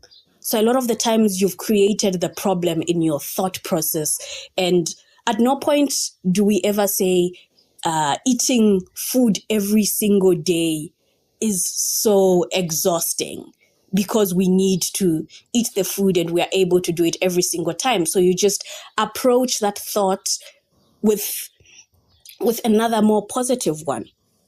So it's easy to do this sometimes because you're not always aware of your thoughts by keeping a thought diary. And that's why I always encourage a lot of the clients I see, I always encourage everybody who is having such challenges to keep a thought diary, record your thoughts, record what you're actually thinking. That way you can go back to them and actually question them. The next thing you'd need to keep in mind is being able to name the feelings and recognize and label the emotions. So in that moment after you've had that thought, how does that thought make you feel? Do you feel worthless? Do you feel stressed? Do you feel anxious? Do you feel sad? It's so much easier to deal with something if you put a label on it and know what you're actually dealing with. So how do you manage those emotions? You understand the triggers. You understand what has actually led me to feeling this way. It's because of this particular thought. What has made me feel sad? What has made me feel really angry? What has made me feel frustrated? And all the other emotions and feelings you can think of. Identify the triggers, and that way you can easily cut out the triggers if it's through a thought or if it's something that has happened that has led you to think in a certain way and that has led you to now feel what it is you are feeling. So emotional regulation is also actually very important, because after you're able to recognize and label your emotions, you understand how certain emotions trigger the unhealthy behaviors. And you're able to then develop the strategies you need to cope with these emotions in a much healthier way. Because a lot of the unhealthy habits we have, it's an attempt to cope with that trigger, that negative emotion that stemmed from a negative thought. So we have now looked at how our thoughts, which was the top of the triangle, lead to our emotions and our feelings. Now we can go and look at how the emotions and your feelings actually then lead to the behavior. So the third point would be you understanding how to modify your unhealthy behaviors. We do this through behavioral activation. So behavioral activation is a CBT technique that focuses on increasing engagement in positive and meaningful activities. So it's particularly effective in treating conditions such as depression, because you're not able to. A common sign of depression is you losing interest and not being able to engage in the activities you want to. So you might not be able to have the zeal to prepare the healthy meals you're used to, or to be able to work out and go to the gym the way you used to. And we use a lot of behavioral activation with people with this challenge. So it helps you break the cycle of inactivity and the negative mood. So the idea is that by engaging in activities that bring pleasure or a sense of accomplishment, individuals can improve their mood and their overall well-being. So behavioral activation is very, very key, because then you're able to understand what feelings led you to that particular behavior. You feel stressed at that point, and then you decided to walk to your closest shop and get a cigarette or get a bottle of alcohol to indulge in. And then it's very easy for you to actually realize to say, okay, there's this particular behavior that stems from this feeling. So how can I find a way of actually replacing it? So once you understand how those three, which is your thoughts, your feelings, and your behaviors, are interconnected, it becomes so much easier for you to actually set goals, because then you know what is actually driving the behavior that you want to actually get rid of, or what is driving or reinforcing that particular behavior, or what is actually standing in the way of you attaining the behavior you want to. So after you understand this, it's very important to actually set realistic goals and monitor your progress. So a lot of the times we have goals that I want to, like, oh, my goal this year is just to stop smoking. My goal this year is to work out more. My goal this year is to actually make sure that I take my medication, is it for diabetes or hypertension or HIV, correctly and consistently and adhere to it. But then you don't actually set smart goals. And I think when we think of smart goals, we're always thinking of work and school and a corporate world. But then for those who might not know, smart goals are just goals that are specific, that are measurable, they are achievable, and they are relevant, and they are also time bound. So SMART literally just stands for these things. The S is for specific, M is for measurable, A is for achievable, R is for relevant, and T is for time-bound goals. So it's very important for you to be able to sit down with your goals and see if they are actually perfect goals. Are they specific? Are they measurable? Can you actually achieve them? And it's important to also start small and start with realistic goals. Because sometimes when you set a goal in which you're only going to be able to see the results 2 years from now, the motivation to actually continue is so much harder. It's so much easier for you to set a goal and say, my goal is for me to be able to just skip rope every day for the next 10 days. You know, to say ultimately what you want to do is to be able to do that every single day for the rest of your life. But start small. Because what that does to you is that if you're able to achieve the smaller goals, it gives you more motivation to actually take a step into achieving the much larger goals, because you need that drive, you need the hormones to actually get into your head and convince you that it is possible because you've achieved something. Once you achieve something, it's so much easier for you to actually want to pursue more towards that goal. So lastly, the most important thing, even as you understand and know this and appreciate the CBT triangle, look at your thoughts and your emotions and your behaviors, you need to actually seek support and accountability. It's so important to have a community. It's so important to have somebody supporting you, somebody you can be accountable to, accountability partners.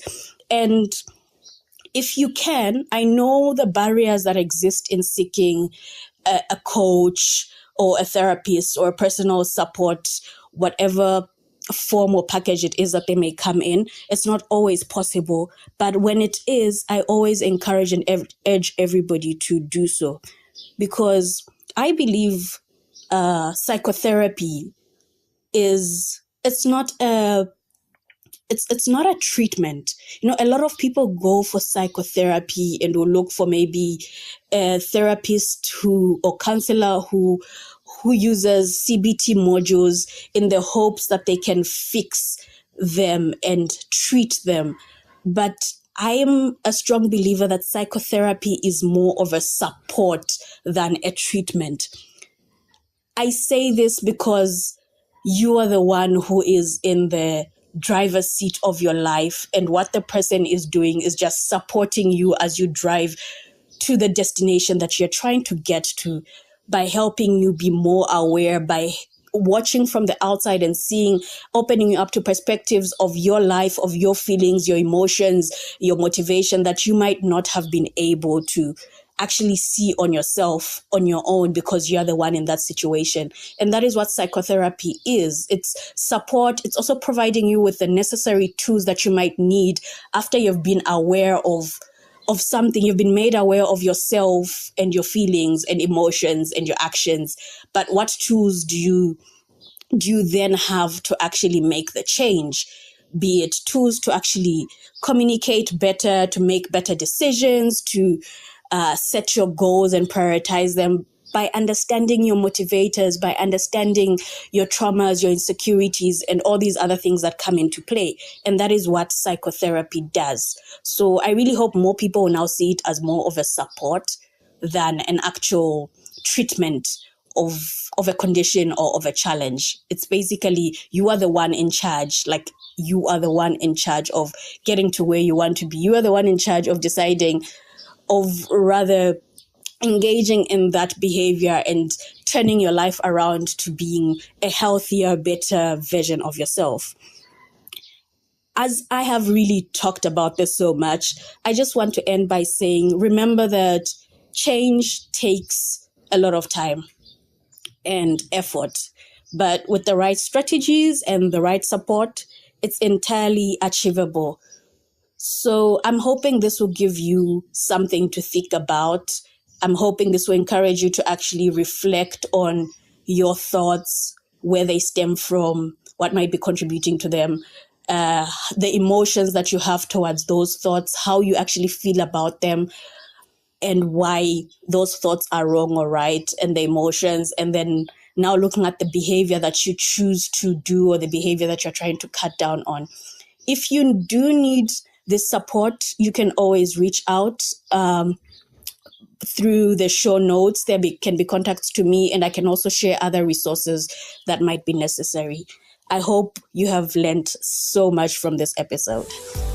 Thank you for joining me till the very end. In the world of behavioral science, every ending is just the beginning of something new. Please remember to subscribe, leave a comment, and stay tuned for more adventures in behavioral science as we continue our journey towards a healthier, more informed decision making. Until then, stay curious, stay vigilant, stay healthy. This is Tabo Lukato Hadonka signing off from Reclamation.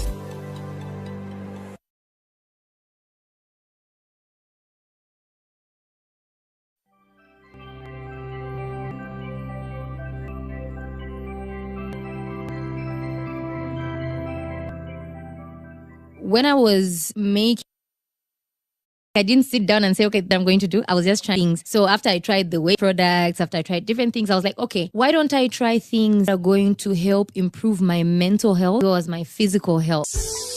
Reclamation, the podcast where conversations meet practical insights in you through the maze of behavioral science to empower health outcomes. With a passion bridging the gap between medicine, biology, and sociology, Tabo brings a unique perspective to every episode. Get ready to reclaim your understanding of health and behavior. This is Reclamation. Welcome to another episode. This week's episode of Reclamation. I am so excited here because I have a lovely lady seated in front of me that I've seen in almost 2 years. Yeah, it should be 2 years, and she's looking amazing. She's looking awesome. I actually wish this year so that you guys could actually see her.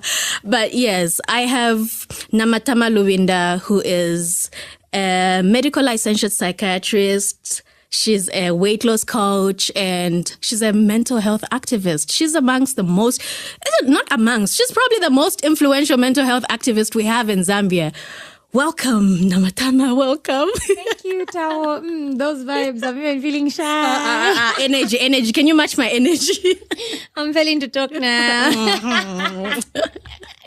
So yeah, thank you for taking the time to come here. I know you've been so busy. I've been reaching out for a while and you're not feeling well, but yeah, I'm glad you took the time to come here.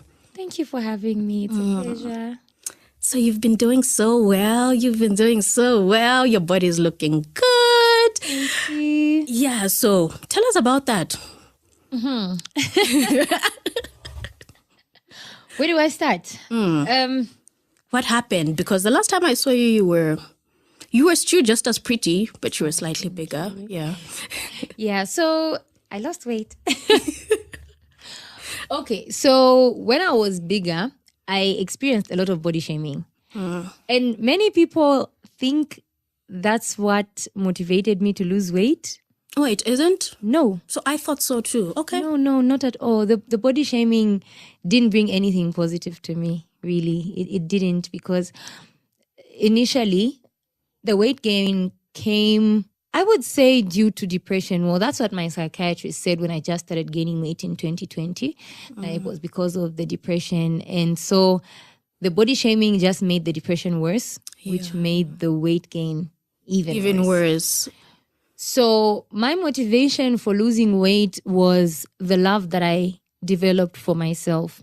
Initially, I enjoyed being big, but then the more that people spoke about me being big, I started to hate being big. I can't really say I ever hated myself. Yeah. Because I still loved myself and still saw myself as beautiful, but I just didn't like being big. Okay, so allow me to cut you off first, because I know people are wondering when you say you gained weight because of depression. How? Like, what do you mean because of depression? As some of the people living with depression gain weight, they automatically gain weight. Like, how exactly did that lead to your weight gain? So there are different factors that may lead to people with depression gaining weight. Although what we see most of the time is people losing weight, right? So when you are living with depression, especially if it's clinical depression, it can have an effect on your metabolism. It can have an effect on your appetite. So it can either make you eat way less or eat way more. And in other instances, the person may not even be eating that much, but because their metabolism is so slow, they end up gaining weight from even the little that they eat. Okay, that makes sense. So what do you think happened to you? Were you eating more, or was your metabolism just messed up?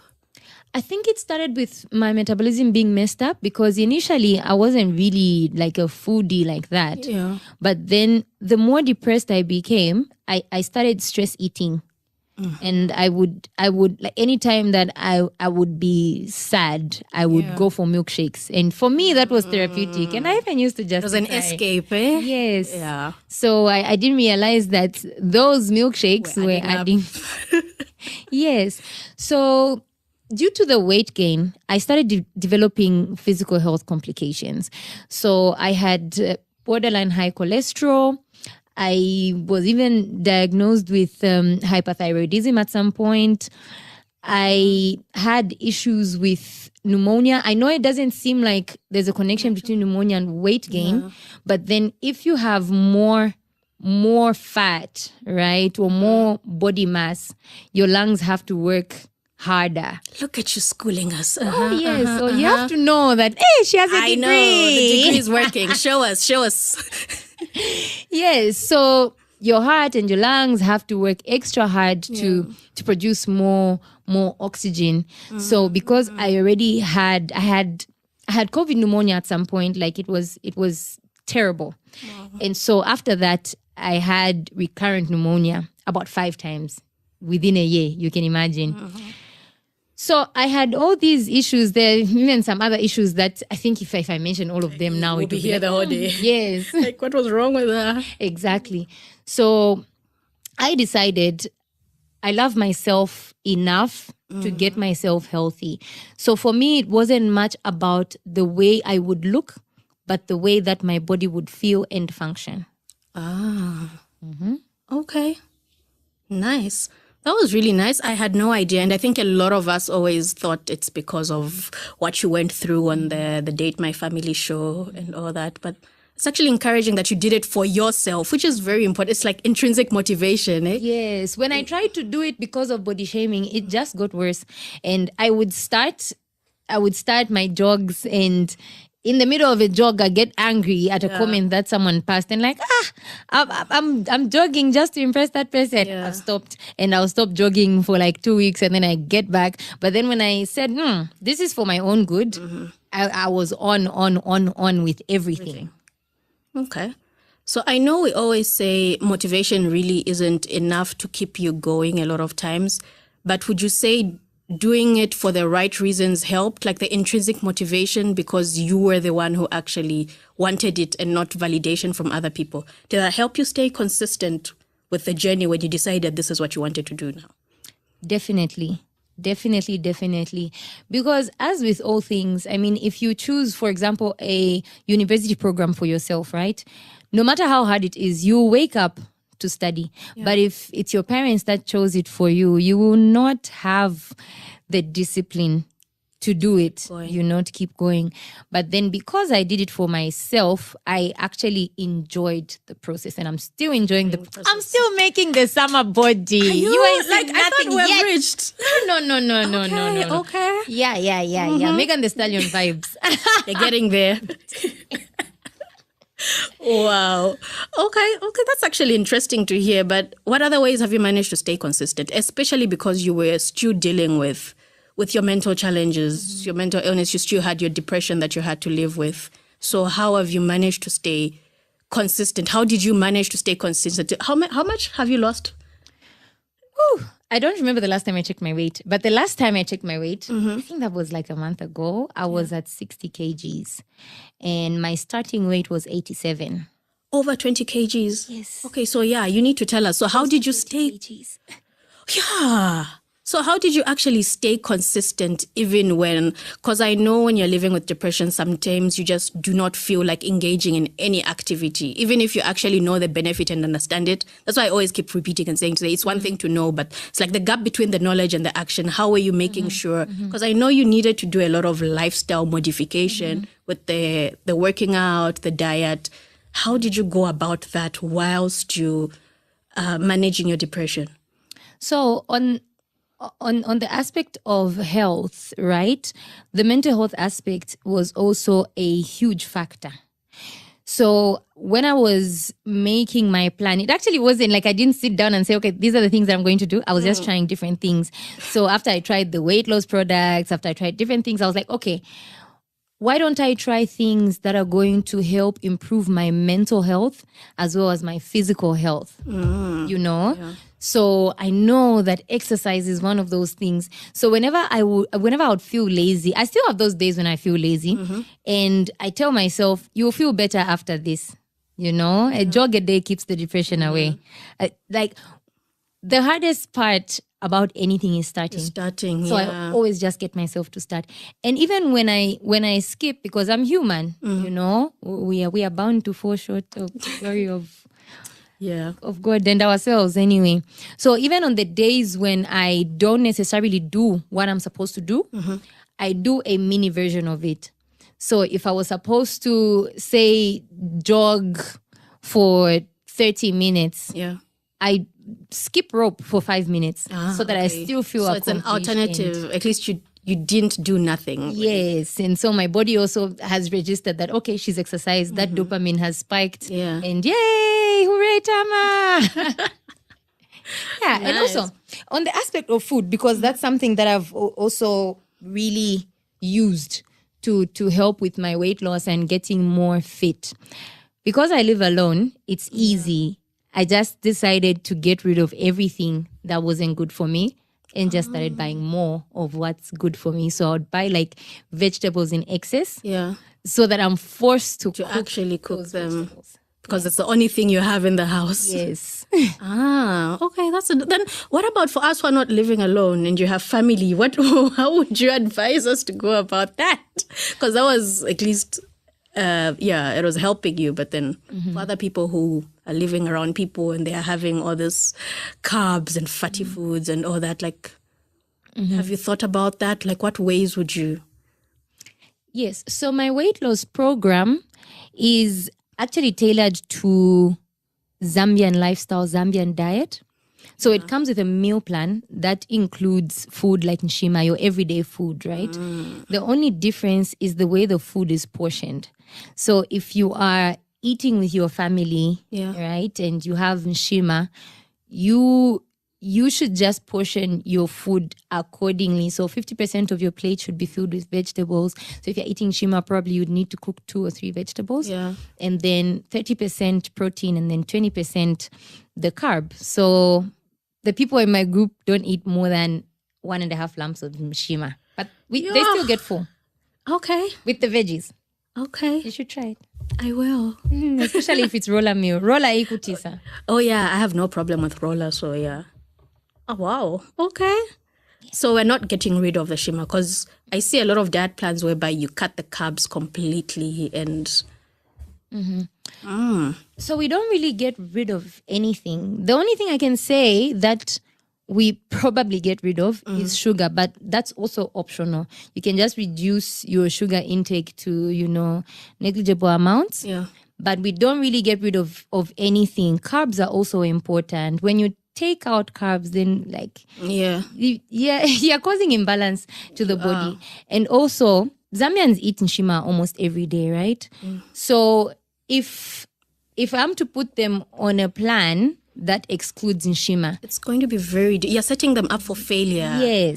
Yes. And also, when they are done with the 6-week program, they'll go back to eating nshima and gain weight even more. So if I could just teach them how to eat what they already love. So it's also about making it sustainable for their clients and for yourself as well. Yes.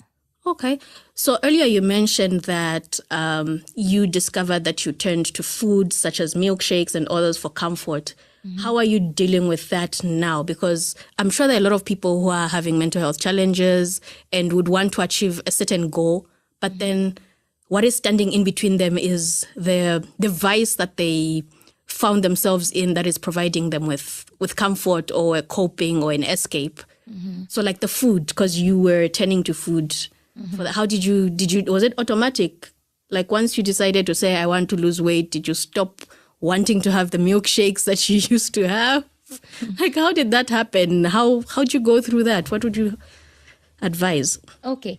So when I decided to improve my health, one aspect that I did not leave out was my financial health. So how that helped me was I constantly think of ways in which I can get what I want without spending money or spending minimum money. So I make my own shakes at home. That's really smart. Yeah, thank you. So I mix like different fruits and actually make my own protein shakes at home. Yes, I can even give you a quick recipe. Like Come on, give us. It's simple. So for the average Zambian, protein shakes are very expensive. They are. But what's in them is literally soya. So if you are not allergic to soya, you can get that soya porridge that they sell. The same cheap one. And then use milk and put your favorite fruits. I usually use banana as a base because it makes everything nice. I love bananas. So just mix those things. One thing that I also put in almost every shake is mawuyu. So the pulp from mawuyu, and also I boil the covers and extract that tea. So that helps to boost the immune system, and it also helps with weight loss. It also helps with suppressing your appetite and making your body warm. I think everybody needs a warm body. I have so much to say about that. Zambians' obsession with warm bodies, the women. But we'll not talk about that. But makes your body warm, which is a plus, I guess. It kills viruses. Okay. What viruses? Flu. The influenza that almost took you out a few days ago. Yes, and I killed it with mawuyu. With the mawuyu. Yes, okay, that's actually good to know. Oh, okay. Yeah. Noted. We'll try that out. Yeah, like mawuyu has about 10 times as much vitamin C than oranges. Did you know that? I didn't. You do. Wow, now I do. Glad you came. I'm a mawuyu girl. Where'd you find them? The markets. They are there? Okay, I think it's because I'm never looking for them. Yeah. So, Yeah, but they're all over in the markets. Yeah. Okay. So, with your combined experience of actually wanting to lose... Okay, no. Actually, before we go there, after you have managed to lose weight, would you say you've reached your goal? Was this the ultimate goal? Like, when you were beginning this journey, what was your vision of the end looking like? I think I've actually gone beyond my goal because... Wow. Yeah, initially my goal was 65 kgs because that's what seemed healthy for my BMI and whatnot. Yeah. But then now I'm at 60 and I didn't expect myself to be this happy. I knew that I would be happy, but I've never been this happy in my life. Like I'm living my best life and wondering like, so there are people who are happy like this. Jesus. Because also, it's also been a spiritual journey. Initially, I would try to lose weight on my own. And there was, at some point, I just gave up and said, Jesus, I know you care about my feelings. So please help me to get healthy. I know that, you are Jehovah Rapha, you are the healer. So even when I feel like I can't do it, please, you help me do it, So through this journey, I've also really gotten closer to God, especially because most of the people around me were body shamers. Like even the people that I thought I could run to were just not there. So it was an issue of, okay, it's just me and God, because even when I would say, guys, you see me next year, you won't be able to touch me. So, Paul be like, now, but they're the same ones who are now green. Can I take you out for lunch? No, I am on a weight loss program. Yeah, speaking of that, how do you navigate that? Because it's easy when you have control over your environment at home, but then like dates, how are you making your orders of food? Because these are things that are around us and you've set a goal that you want to do this. At home, it's all good because you're in control. But then there are times where you go out, maybe you even visit another town for a weekend or the whole week. And how do you go about that when you're forced to actually have to order food and not be the one to prepare it? It all goes down to portioning. So if I go to a restaurant, I'll order a huge salad and a normal meal on the side. So because I know I can't tell them, give me half of the chicken and stuff. So I just portion it like that. So usually for me, one meal turns out to be 2 meals because of the portion of the salad. By the time I'm getting to the other things, I'm already kind of full. Nice. That's actually interesting to hear, because I remember someone saying, like, expensive and fancy hotels, when they have buffets, they usually start with the salads deliberately, as compared to the cheaper places, which would start with the actual carbs and the proteins. So it's like they start with the salads as you're going to serve. I don't know if you've observed it. I'm not sure. I've observed it twice. Like after I heard it, I'm like, okay, yeah, the more posh places do that. So it's like you're already full with your plate is already filled. So it's kind of working on your mind because you started with the salads before you got to find out what is there. And then you're now adding. So yeah, I guess that kind of helps in a way. So, and it's almost in line with what you're saying of having the bigger salads. I'll be more observant now. You should. Interesting. Maybe they lied to me, but it's possible. It's possible, right? Yeah. I observed it twice. I was like, oh, interesting to note. They're expensive people. They can pay the psychologist.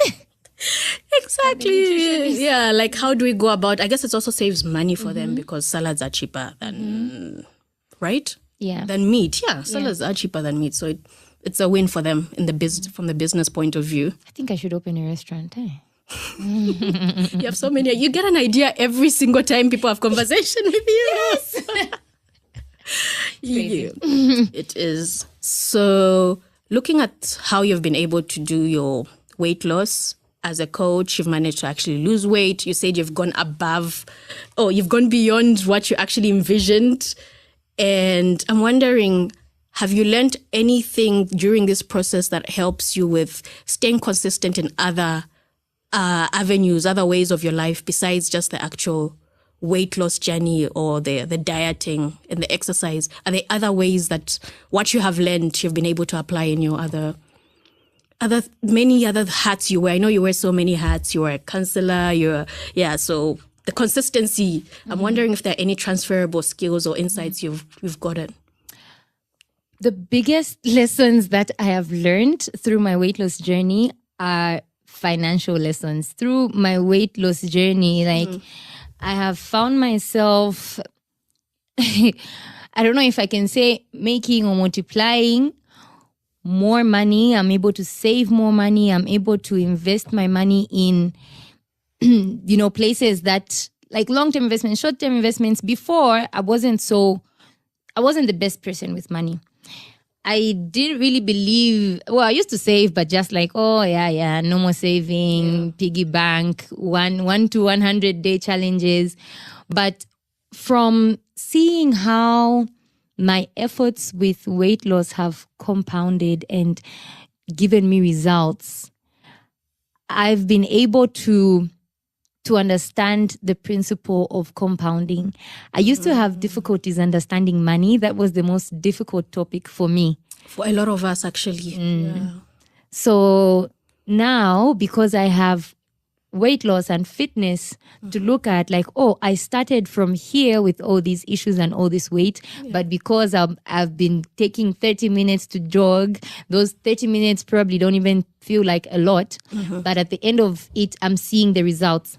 So that made me start saving. Like, okay, if I save even just a small amount of money every day, so I cultivated a habit of saving every single day. And through that, I've been able to do things that I'm like, me? Yeah, like, how did I do that?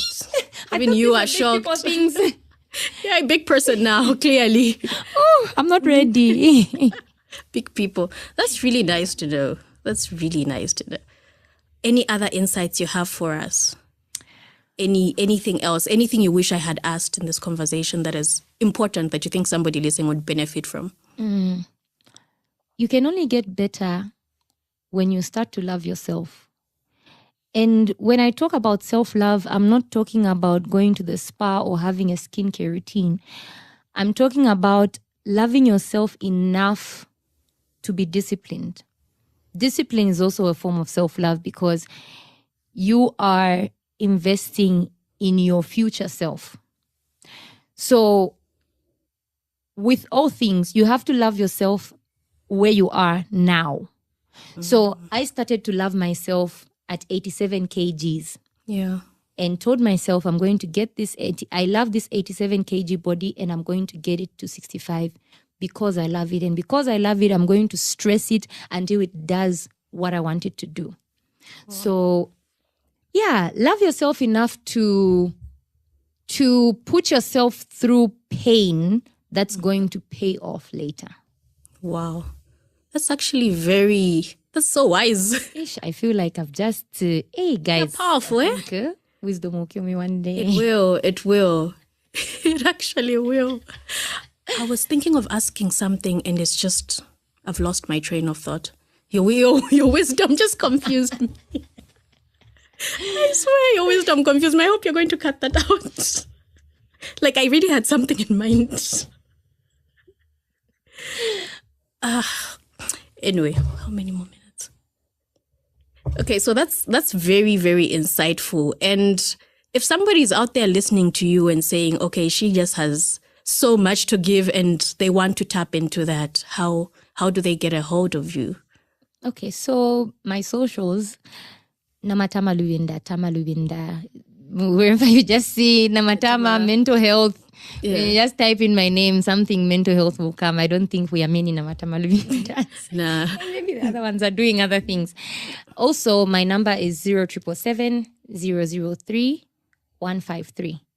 So if you would like to join the weight loss, like my weight loss program is actually very affordable. And that was the point. Like I wanted to give Zambians an affordable option. We have no excuse now. Yes. So for 100 kwacha, you have unlimited coaching. You get a weight loss guide and you get a meal plan.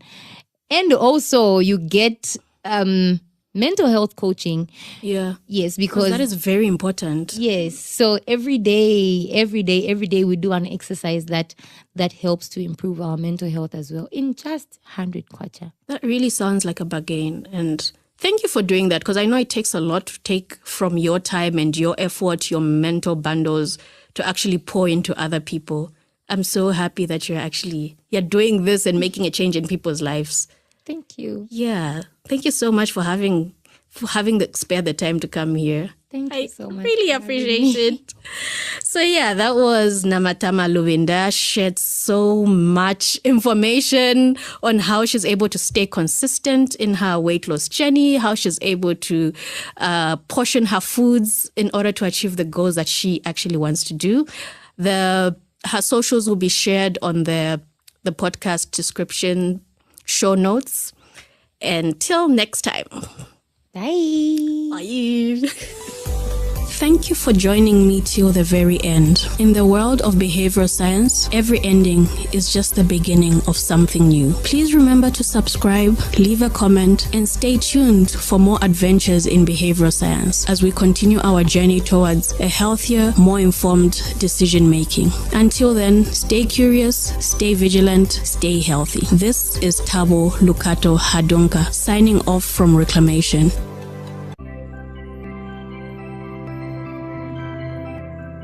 You know, growing up, that's when you're hearing, oh, marijuana relaxes your nerves. And then there was that movie with Wiz Khalifa and Snoop Dogg, and they were smoking weed, and they were so zen. And I was like, I want to feel that. I want to feel how they're feeling. Welcome to Reclamation, a podcast where conversations meet practical insighting you through the maze of science to empower better health outcomes. With a passion for bridging the gap between medicine, psychology, sociology, Tabo brings a unique perspective episode. Get ready, claim your understanding of health and being. This is Reclamation. Hello and welcome to this week's episode of Reclamation. On today's episode, we have a special guest. Special because she's somebody so dear in my heart. She's somebody I've known for years. Like, since when did we meet? 24 years ago Yeah, now? I think it's been 24 years. So she's someone I know, someone up with, someone I've seen turn into this amazing and beautiful woman that she is. And she's gone through so much in life, so much that I'm hoping a lot of us can learn from and be inspired by her resilience and how she's overcome a lot of what life has thrown to her. She's Cece. She's a good friend of mine. She was actually the one person who was my cheerleader when I had this idea of this podcast. So welcome to Reclamation, Cece. Thank you so much. I am so excited to be here. Look at you, the podcast. Finally. Beautiful. Yeah. Because the I'm last so time proud I of was you. on your podcast. Yes. And you didn't even know that you do this. And I'm just so proud of what you've accomplished and what you're doing. It's really beautiful to see. Thank you. Like, you were part of the inspiration with your podcast. It's like, if Cece can do it, I can do it too. Oh, I'm humbled. Yeah, so she's a marketing professional. She's a mental health activist. She's very passionate about human behavior. And she has a lived experience that has led to her passion and wanting to see other people do better. Can you tell us about that? Like, because I remember that when we met years later, after going some time without having been in contact, she shared her passion for mental health and a little bit about her story. So I'd like other people to understand, to say, what led to you? Why mental health? Why do you care so much about it? Okay. Hello, everybody. Cece, as you have introduced. So actually, I only recently became very vocal about it. I always did it in the background. But over the past few months, I have seen how there's a gap in the mental health space. And a lot of us are struggling with demons that we face silently. And I think that is also how I came about with Behind Closed Doors, because I wanted to talk about things that we are hiding behind closed doors. So how did mental health come about? From as early as I can remember, I think 14, I would always be overcome with this overwhelming sadness, right? And I never really understood what it was. And obviously you can't share to anyone to say, oh, I'm sad, because everybody gets sad. And then obviously I attributed it to maybe so much that had been going on in my life. I have been surrounded by a lot of loss and a lot of trauma. I think that is what kind of started all of that, right? Yeah. By the time I was 15, 16, I was having blackouts. I was not eating. I was not sleeping. All I did was just rot. Oh. And it was so bad, so much that I had to be pulled out of school because of that. And this is something I've never shared with anybody, huh? Wow. I had to be pulled out of school for a year. And I was just rotting away. And this is when I discovered marijuana. So there was somebody who was living in our area who would always give me, some joints. And that is the only way I would, talk to people, smile, do all this other stuff. So hold up. How did you get to discovering the marijuana part? Like, how did you, the first time that is, do you remember what led you to think, let me try this out? I think did you know that it would make you feel better? Were you hoping? Did you search for some things that didn't work and marijuana was one of those you bumped into? To be honest, I think it was just around the time, as a teenager, you're trying to, you're being woke. Like, we're trying alcohol, and I wasn't really a fan of alcohol. I tried that. It didn't work out for me. I think I would throw up all the time. So I knew that, okay, I am not an alcohol person. And, when you're growing up, that's when you're hearing, oh, marijuana relaxes your nerves. And then there was that movie with Wiz Khalifa and Snoop Dogg. Yeah. And they were smoking weed. And they were so zen. It looked cool. It looked really, and I was like, want that. I want to feel that. I don't think it was about, I want to be cool. It was, I want to feel how they're feeling. Because the demons that I was fighting daily in my mind, I just wanted some silence. So when somebody had that and I had the opportunity to try it, and in fact felt how I saw it on TV, it was beautiful. And this is something I did privately. For the most part, my mom traveled a lot. Okay. So it was not easy for her to tell that something's happening with my kid is starting to do drugs or any of that, right? So I started the marijuana. Whenever I'd feel some type of way, and then now it became to a point where I'm smoking maybe 4 to 6 joints in a day. If I don't smoke, I'll not sleep. If I don't smoke, I will not eat. I will not, So you I would not function. dependent. Yes, I became very dependent. And then it got to a point where I don't feel anything else, just the high. And I started self-harming because I'd want to feel a different pain from what I'm struggling with. So I'd harm myself, slit my wrists, just so I could feel a bit alive. And now I started losing time because of that. I don't know if it was because of the marijuana or I really don't know, but I'd have blackouts. And so my mom sent me to the hospital to get my blood tested because maybe you have low sugar or something. Yeah. And when I got there, they tested everything. Everything was okay. And the doctor, spoke to me for a little bit, trying to understand when all this started, how I feel around just before I black out or after. And he told me that, what, your case needs a psychiatrist because it seems you have chronic depression and anxiety. So, but how he told me, and now that I think about it, I'm like, it could have broken me further because he said, if you continue down this path, you will die. And so as a teenager, as a 16-year-old, all I've heard is, I'm going to die. So that freaks you out. So I go home and I'm telling my mom, okay, so I'm going to die because I have something called anxiety and depression.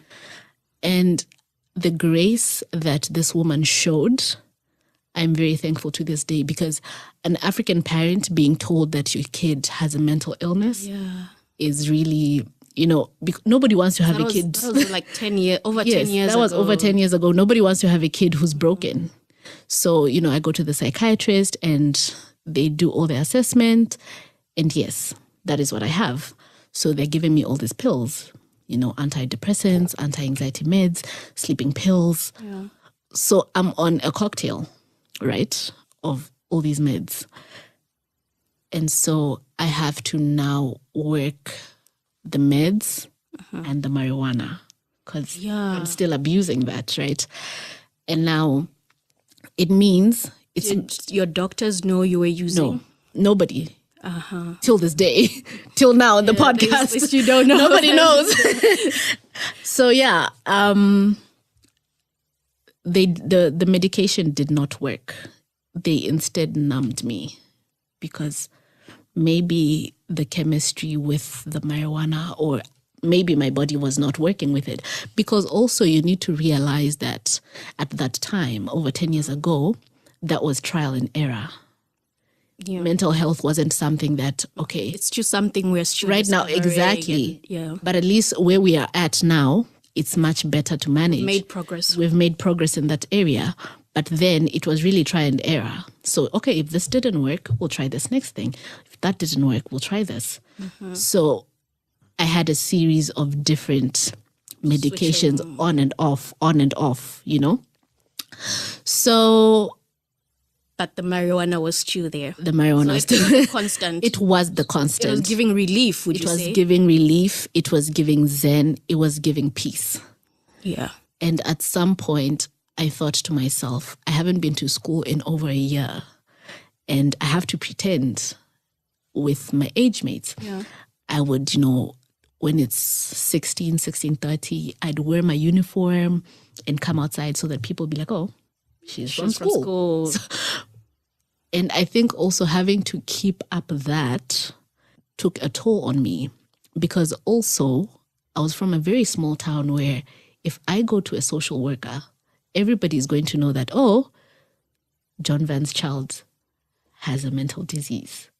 And so I stopped going there altogether.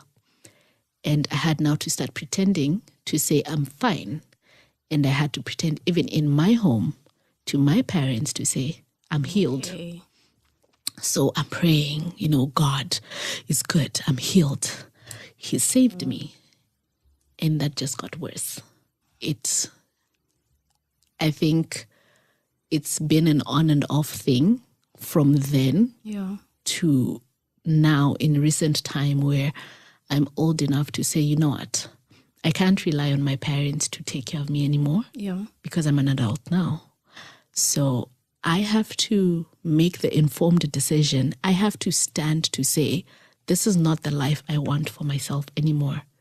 So the therapist that I dreaded, I started going. And it was so bad that now in my adult years, living alone, I would just rot in my home and nobody knows. I just shut from the outside world. I don't eat. I don't bathe. I don't sleep. I just cry. And you're living like a grouch. And it took so much to say, I can't do this anymore, because then you have suicidal thoughts and now you attempt suicide. And then God is faithful. By some miracle, you survive, right? And then after that, I said to myself, I can't do this anymore. I need to be better. No one is coming to save me. I have to save myself. And so I start the work. I see the therapist. I tried yoga. Yoga was nice, but that didn't last. I think I was lazy. I'm a very lazy person. I'm a very lazy person. And at some point I was like, I can't do this anymore. How long did you try the yoga for? I think close to 6 months, hey? Okay. But do you say during that 6 months, how was your marijuana intake? At that point, so after the attempted suicide, right, I stopped, because then I said I need to change my life. Okay. So I changed my apartment. I just changed everything. Yeah, so how exactly did you manage to stop, since it's something that you had been doing for some time? It was hard. I will not lie. It was really hard. And also having to do it in secret was also the hardest thing, because when I'm around, I mean, I've known you 24 years and you didn't know this. Yeah. So I have to be a person who doesn't smoke, but it's something that I do so much. And it started with reducing the number of times I do it in a day and trying to substitute. And then I substituted it with buying heels. Okay. I'm really obsessed with shoes. Yes, you are. I've seen your shoe rack. Makes sense. Every time I'd be sad, I'd go to the mall and get a pair of heels. And then, that high. But then also, that was getting too obsessive. I mean, you've seen my shoe rack. It's not healthy. So I needed to find something to replace the marijuana, which I replaced with the heels, to replace the heels. So I started yoga. Okay. So the yoga, it worked for a few months, but I didn't have the commitment for it. And so I relapsed again. And relapsed to the hills or to the marijuana? I just relapsed to depression, to rotting. Yeah. So I was rotting away. I was not taking care of myself. Were you getting any help? At the time, no. Okay. And it was so bad that I just didn't see the meaning of being alive. At some point, I said a prayer to God and I said, you know what? Just take my life now. I tried it myself. It didn't work out. Yeah. Maybe if you do it, call me back, you know? And I think after that prayer, I felt how sad that was, because you shouldn't get to a place where you're praying to die, you know? Yeah. It was at that point that I said, I need help. And I opened up to my partner at the time and I said, okay, this is something I'm struggling with. This is something that I'm dealing with. And this is something that I have been dealing with for a very long time. And I need help. And he gave me grace. We tried to go to Chainama. And, but then still I had that thing of, how are people going to see me that I was locked in a mental institution, right? There's so much stigma around that. There's so much stigma around that. So I found a new therapist. Yeah. We started doing the work. We started the medications. And it did work. It started to work. And then because I struggled so much, I decided there could be somebody who is walking this path that I'm walking. Let me speak about it. And that is how I began to speak about mental health. But then in a third person. Yeah. I spoke about it in the third person. I started the podcast. Yeah. And we had all these guests talking about different things. And eventually, I think one time, you and I actually had a conversation. And you're telling me that, you know, Cece, you need to own your story. And you're telling me a story about you. Oh, yeah. We're actually having a podcast about you. Yeah. And you're like, you need to own your story because then nobody can use it against you. And then I was just like, you know what? I'm going to own my story. And I went on social media and just posted and said, okay, I'm dealing with this. I saw that. It was just so beautiful and inspiring. I saw Africana Woman post about it on her blog. And I'm like... I was so humbled and also really grateful for the grace and support that I got from my different communities, friends, and my partner who also had been very supportive throughout the journey. And now I'm trying to be a person that other people can see and say, okay, that person has suffered, is still suffering, is still struggling, because unfortunately it doesn't end. Yeah. It never goes away. But if we can have all these little things that help us slowly do better, live with it, and, you know our triggers and all that, for me, it's a plus. Even if it's just one person who I impact, for me, it's a plus. Wow. That's so inspiring. It's a beautiful story. I hate that you had to go through that, and I'm sorry you had to go through that, but I like how you have managed to get into the battlefield and fight and try to make a change in other people's life. And I've just realized just how a lot of the times we see people, young people, indulging in unhealthy habits. We see people indulging in alcohol, in smoking, the marijuana, tobacco, and different other vices. And we look at it from the outside and we judge. And it doesn't make sense for us because we look at them and we're wondering to say, but they know the effects of what they are doing, but why aren't they actually stopping? Like, for us, it's a button. We think it's a button that you can just snap and then the person should automatically snap out of it and stop. So it really just shows, you sharing your story shows how there's just so much that influences our behavior and our choice. And I'm looking at how you chose to indulge in marijuana at the time because you needed something.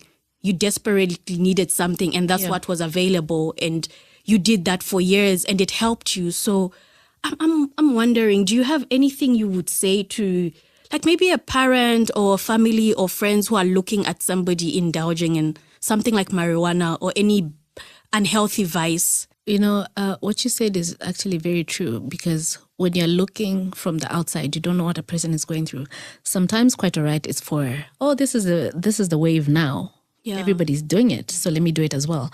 But then sometimes there's something deeper, and the problem is people, before you understand, you judge first, right? Yeah. And you'd be so quick to say, this is so bad for your health. Hey, you're going to die. Yeah. All that stuff. Yeah. And I think I have gotten to a place where I meet people with grace, because I don't know what demons you're facing, what demons you're battling with. And I think we need to find ways to sensitize people without stigmatizing them. And I think this would play well with the behavioral science, because in the behavioral science, you have habits that counter the vices, right? In a way that is graceful, where you don't have to make a person feel bad than they already do. Yeah. Because when I stopped cutting myself, when I stopped self-harming, I then had to walk around with a rubber band.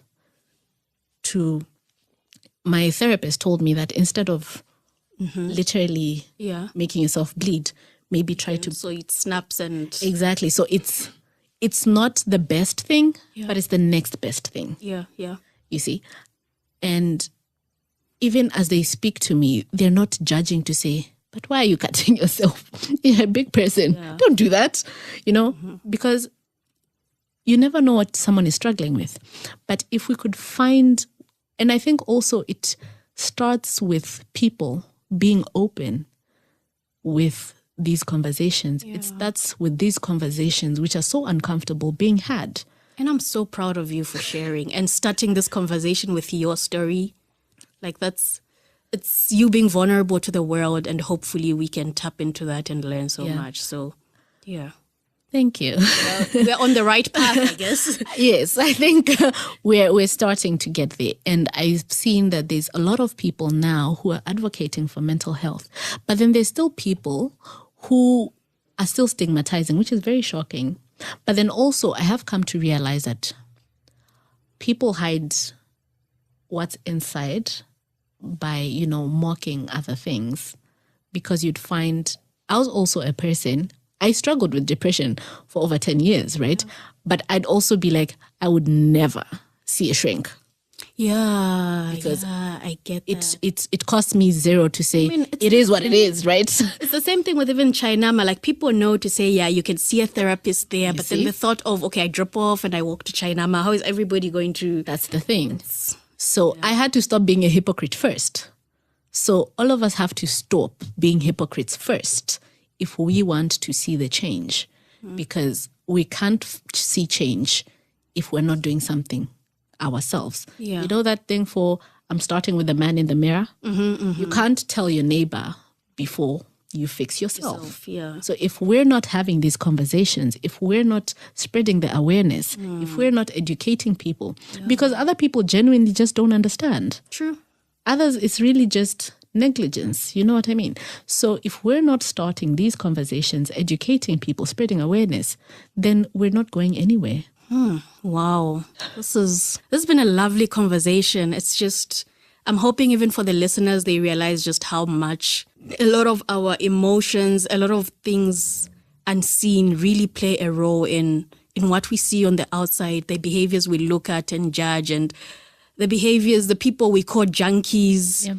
There's just so much more, and sometimes it's not just about the educating of the people, as I always say, to say you can't really keep telling somebody to say this is bad, because the help they need might not be them knowing the negative of what they're indulging in, but it might be much deeper than that. So I'm happy you brought this. It's been an insightful conversation. It's lovely. Thank you so much for sharing this story on Reclamation. Thank you so much for having me here. Yeah, so any last words? You know, it's funny because I tell other people that, and then now you're like, what am I never. I think meet people with grace, because you never know what people are dealing with and what people are constantly having to battle with. So no matter how you feel you would have acted differently in a situation, meet people with grace. Wow. That's powerful. That's lovely. She says meet people with grace. I hope this week we will try to look at the people we've been looking at and judging and try to extend some grace towards them, even as we form a picture of who we think they are or might be. That's a very powerful thing.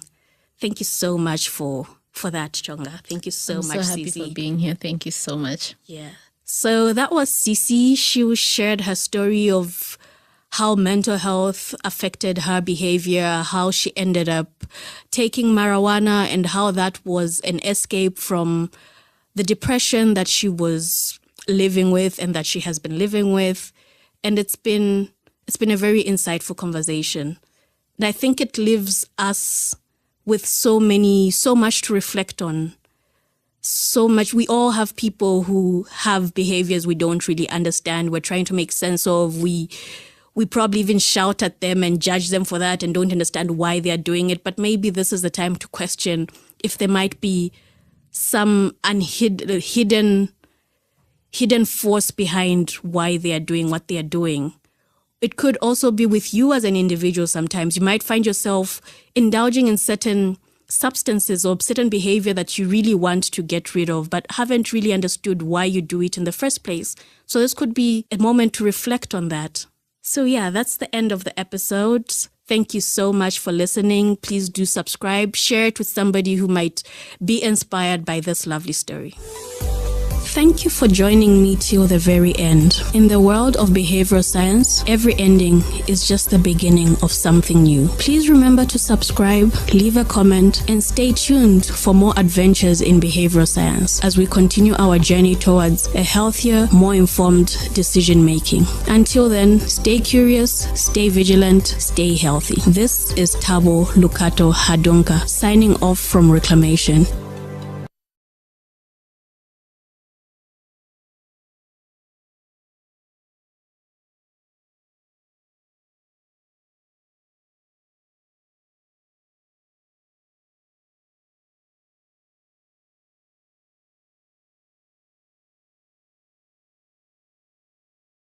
Outdoor experiences, and this is based off of experience and seeing the impact as well it's had on my clients. I actually tend to prefer outdoors because, like I said, there's the sun, there's the trees, the fresh air. I've seen that the overall benefits for outdoor Pilates is actually pretty good because you're incorporating the vitamin D, for instance.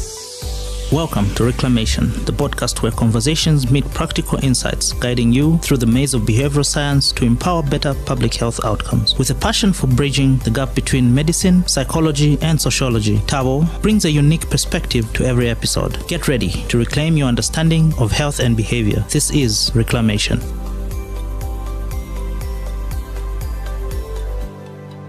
Welcome to another episode of Reclamation. So I'm actually excited today because we have our very first guest on the show. Today we have a special guest who has made a remarkable transition from the legal world to the wellness industry. Hey, so please welcome Mulenga Kapotre, a former lawyer who now runs a successful Pilates class in Zambia. Welcome to the show, Mulenga. Thank you so much. I'm so happy to be here. I'm excited to get into nice chats about wellness and Pilates. I'm so happy you are here because, you know, I've been reaching out to you since, what was it, last month, 2 months ago? Maybe and I'm like, 2 months. Yes. Yeah, you were relentless, but I'm so glad you were. I'm so happy you made the time to come through. I know how busy you are. No, thank you so much for having me, and hello, everybody.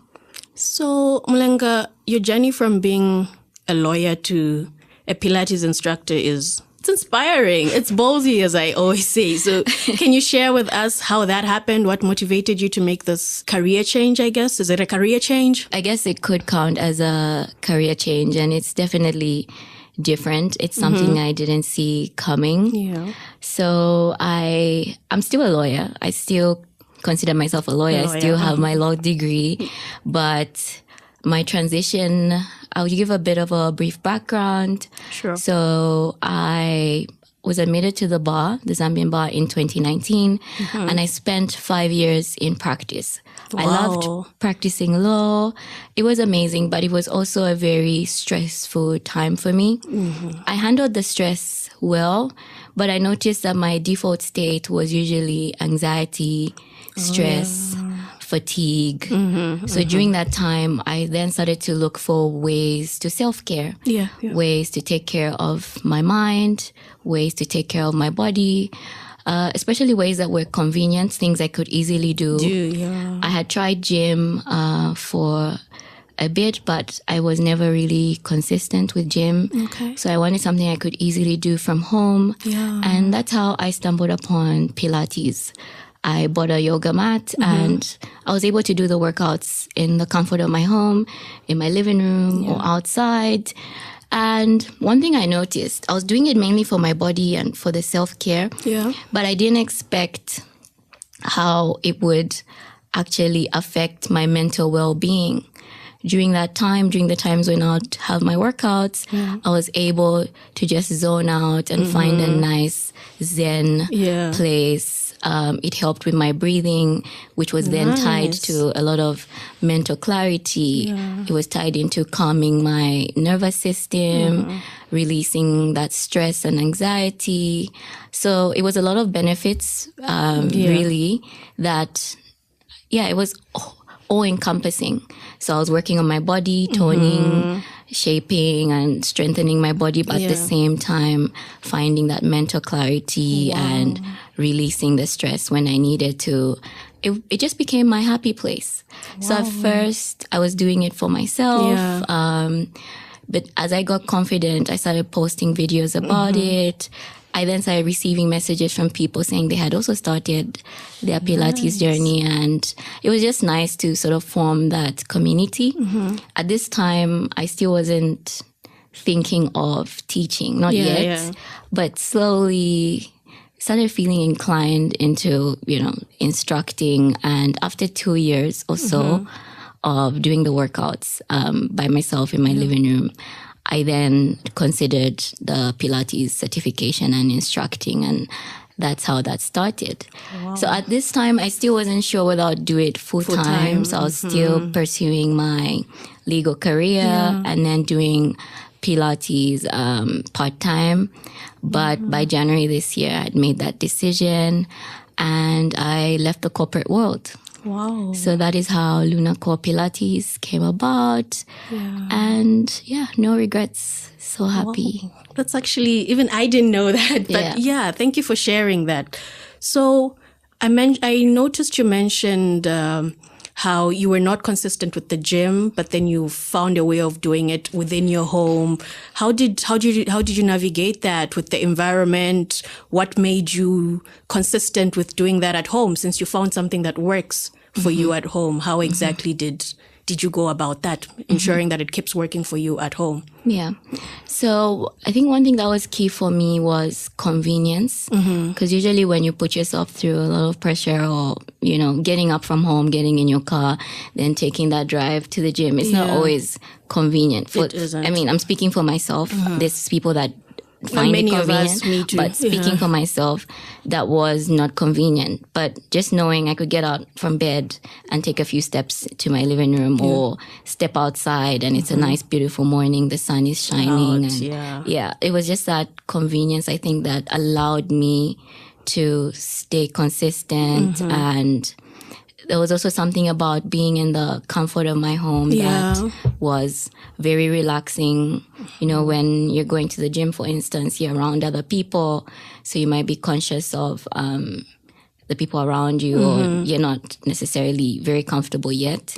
So I was in the comfort of my home, and that allowed me to just be calm about it. And so I think the convenience and the comfort is what allowed me to be consistent. And then with the outdoors, there's just something about being outdoors as well that was then adding on to the benefits I was deriving from my workouts. Yeah. Be it the sun with the vitamin D, it just feels really good to be outside. The trees, the green grass, the fresh air.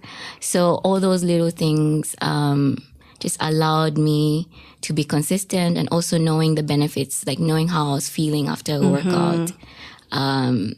If I woke up a certain day and I was low, I knew that as soon as I worked out or as soon as I stepped outside and did my practice, I would then feel better.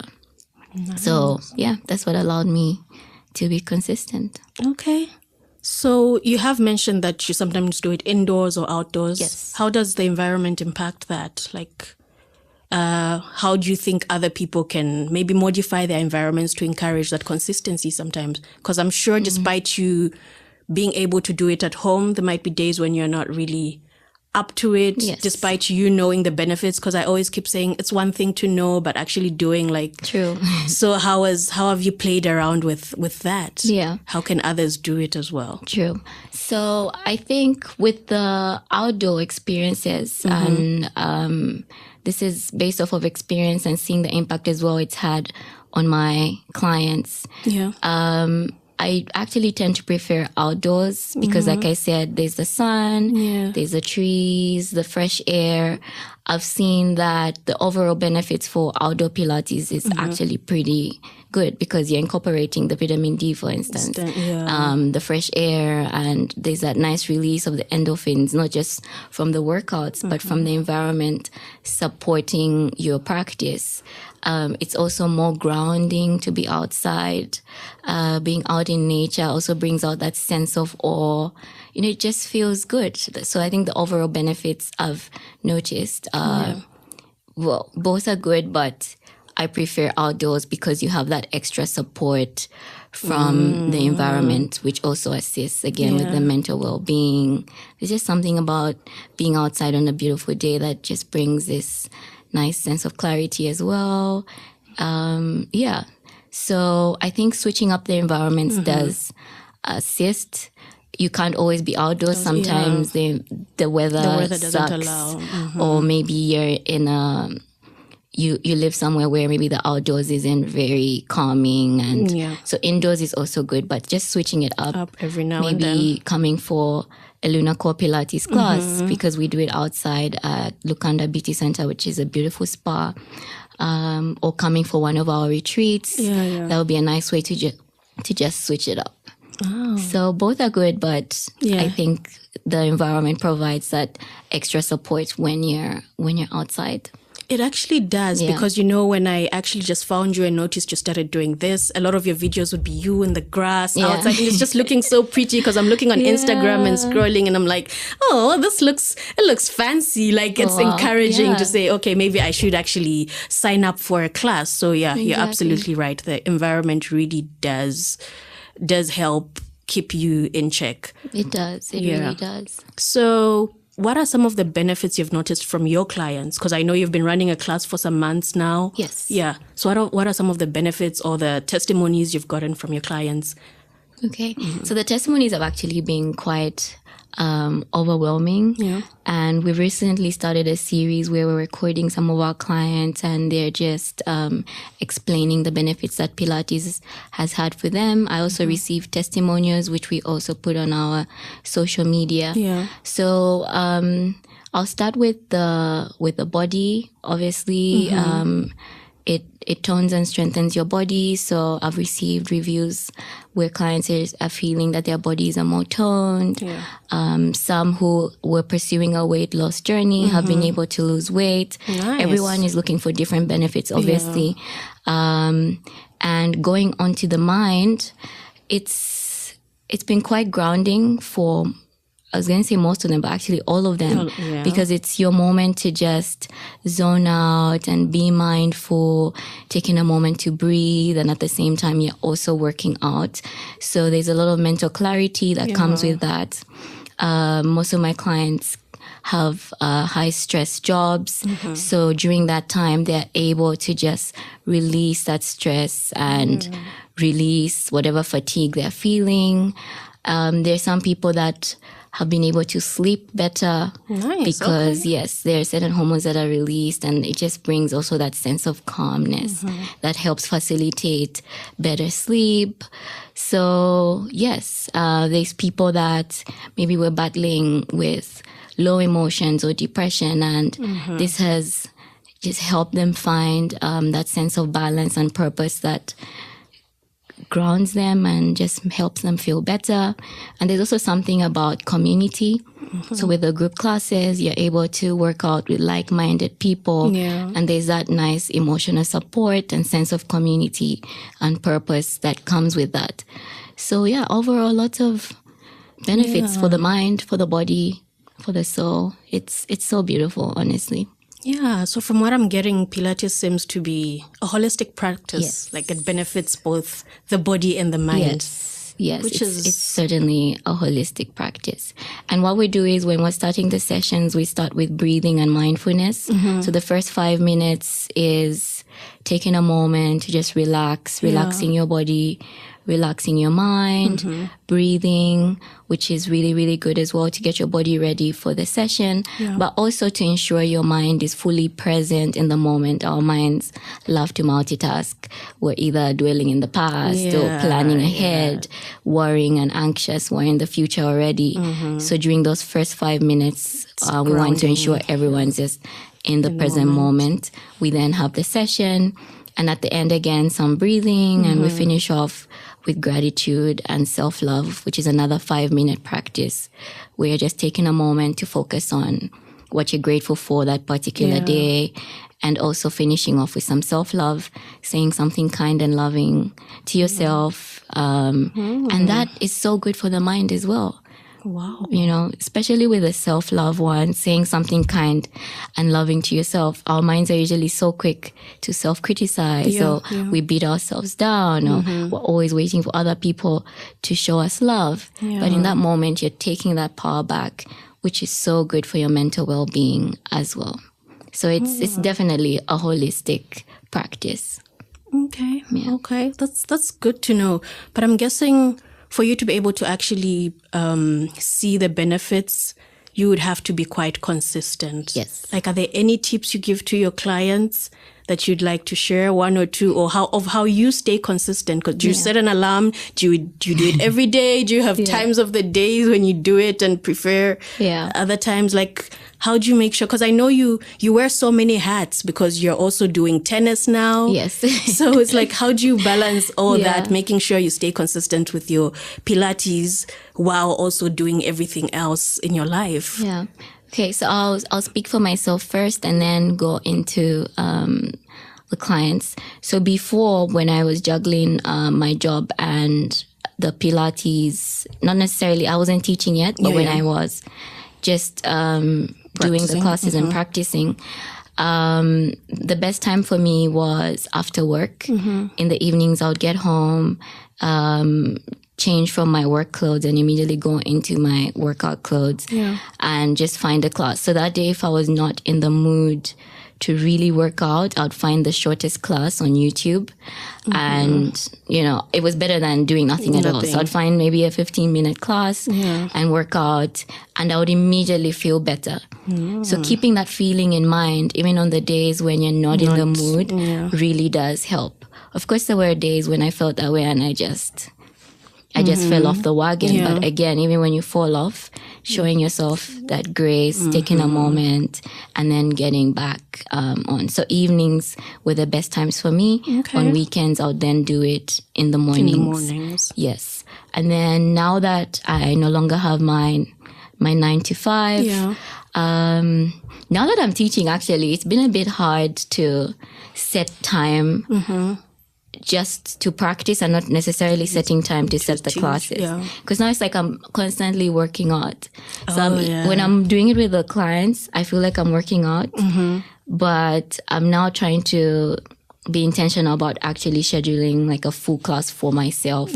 Not necessarily setting a class or writing down my flows. I want to set time for myself to just do a full Pilates session. So for me, that now looks like doing it at least 3 times a week. which feels like a lot because, again, when I'm doing it with the clients, it's a workout altogether. But I think I'll manage, and I'll get back to you guys on that one. But in terms of juggling, like you said, I'm also doing tennis, which helps me stay fit. I've signed up with an academy, so that helps me stay consistent, knowing that I will do tennis, let's say, every Wednesday, and there's a coach too. You do tennis once a week? Yes, once a week for now. Once a week. I'm hoping to make it 2, but I have a coach or coaches under the academy. It's called Atlas that help me stay consistent. So I think having a coach and having, again, like if you come for Lukato Pilates, I'll be there to help keep you accountable. So having someone that keeps you accountable is a big one. Either a friend or your instructor or coach that helps you stay consistent. So that's with me. And with my clients as well, I come in to help them stay consistent as their accountability partner. But I actually have to give it to my clients. They are generally just consistent even without me. Yeah. They're usually people that are very dedicated and committed to their wellness journey. I guess because the benefits are that good. Yes, because the benefits are that clear. So, wow. Yeah. I'm so inspired right now because fitness is something I have been pushing for so long. It's just so hard. And here you are talking about doing your Pilates 3 times, doing tennis and wanting to add another day. And I'm like, how does your body feel? So is this for everybody? Like Pilates, like somebody like me who's lived a sedentary lifestyle, I would say, and I'm trying to get into it. Yes. Are your classes for everybody? Please tell us who your classes are for. My classes are for everybody. But I would say my target market is people that are trying to transform their lives, take a moment from the hustle and bustle, taking a moment to just take control, take charge again of their minds, their bodies, their souls. You're going to strengthen your mind, strengthen your body in the process as well. Really, it's for everybody. It's for everybody. So come through. So I won't have too much pressure, eh? No. The stretches. No. And honestly, I suppose you won't know till you actually try a class. Yeah, true. But once you come for a class, you will know that it is certainly for you. It is, and you will not regret it. Okay. Well, so I guess consistency is key when trying to maintain a healthy behavior. I mean, you have an amazing body. Your skin is glowing. What other things are you doing to help keep healthy? Like food, juice. I saw recently that you partnered with some juice. Yes, Z's Juice Bar. Yeah. Yes. Can you tell us about that? Is that helping you? Yes, certainly. Diet is a big one, and that's something I'm still working on, and I'm hoping as the year goes on to work with some nutritionists as well, just to help me, because I actually do have a bit of poor eating habits. But some of my clients work with nutritionists. One of my clients is actually a nutritionist. Nice. So they're able to give advice on diet that will facilitate mental health and also help you with your weight goals, if you have any, and just your overall well-being. Yeah. So I'm still working on that one. Actually, I can't speak too much on the diet one because it's something I'm still figuring out. And I'm sure a lot of people will relate as well. Yeah. Just finding what works for you.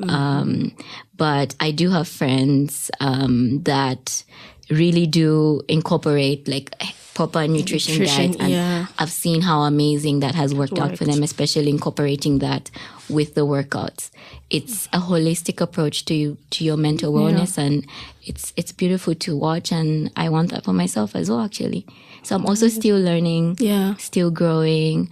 And the good thing about what I'm doing as well is the collaborations that come with it, like you said, with the Z's Wellness Bar. It's just beautiful to see different ways that, like-minded people can come together and work together. So excited to see where that goes. There's other juice bars as well, like Real Raw, that I can't wait to work with. Nice. So we'll see. On the skin side of it, I have a really good friend that has a skin business and a spa. Yeah. So she's the one that really puts us on. It's just a holistic thing. It really is. Because it all comes into the wellness thing. When your skin is healthy, you feel better as well and more confident. When your body is whatever way you want it to be, whatever wellness goal or body goal you have for yourself, when you reach that goal as well, it brings a sudden boost of confidence. And also the journey to those goals, just giving yourself grace through each period. It doesn't mean when you haven't yet reached your skin goals or your body goals, it doesn't mean that, you shouldn't feel good about yourself. So it's all just it's a process, honestly, and it's a beautiful journey, really. It is. Actually, speaking of collaboration, you recently had a brunch? Was it a month or two ago at Nkwashi? Yes, with Nkwashi. That was amazing. How was that? What were the benefits of that? Yes, so we were by the lakefront, and it was really, really, really beautiful. So the session was just right in front of the water and everything. I can imagine. It was amazing. And again, doing the Pilates outdoors in a beautiful space, it just adds on to that grounding and that mental clarity and relaxation that just works really well with your workouts. We have a few other things planned with Nkwashi, so I'm looking forward to that. And I encourage people to come through. We had a nice brunch afterwards. We took a hike. Hopefully. Healthy foods. We took a hike. That was also really nice. It was like a walk around the lake. So yes, all those things honestly add on to just feeling really good, mind, body, soul. That's really nice to hear. And was this for both males and females? Is Pilates, because I know every time we think of Pilates, it's the ladies. Yes, it's mainly the ladies, yes. So Pilates is for both men and women. We have a lot of athletes around the world that are now incorporating it into their routines because they're starting to see the benefits. It really does strengthen, especially the core, which is key to any sport, really. Even if you're not playing sport, it's key to your well-being, your overall well-being. So definitely Pilates is for both men and women. For the events, whenever it's just women, we do make that announcement. So the brunch at Nkwashi was only women. Okay. So whenever it's just women, we do let people know. When it's combined, we let people know. And for my classes as well, there's a women's only class and there's a mixed class where men are free to come. That's beautiful to hear. You're creating a very nice space for we the women. No, it's amazing, and I'm always championing women just finding their power and following their pursuits and crushing their goals, but not just in the office or in their business, but also in their own personal lives. And something about finding that balance and grounding yourself, mind, body, soul, that also just helps boost all of those things that you have going on. And also taking a moment to just pause from the world. Yeah, from the world, taking time for yourself, It's self-care. Yeah, it is. And I think women really deserve that.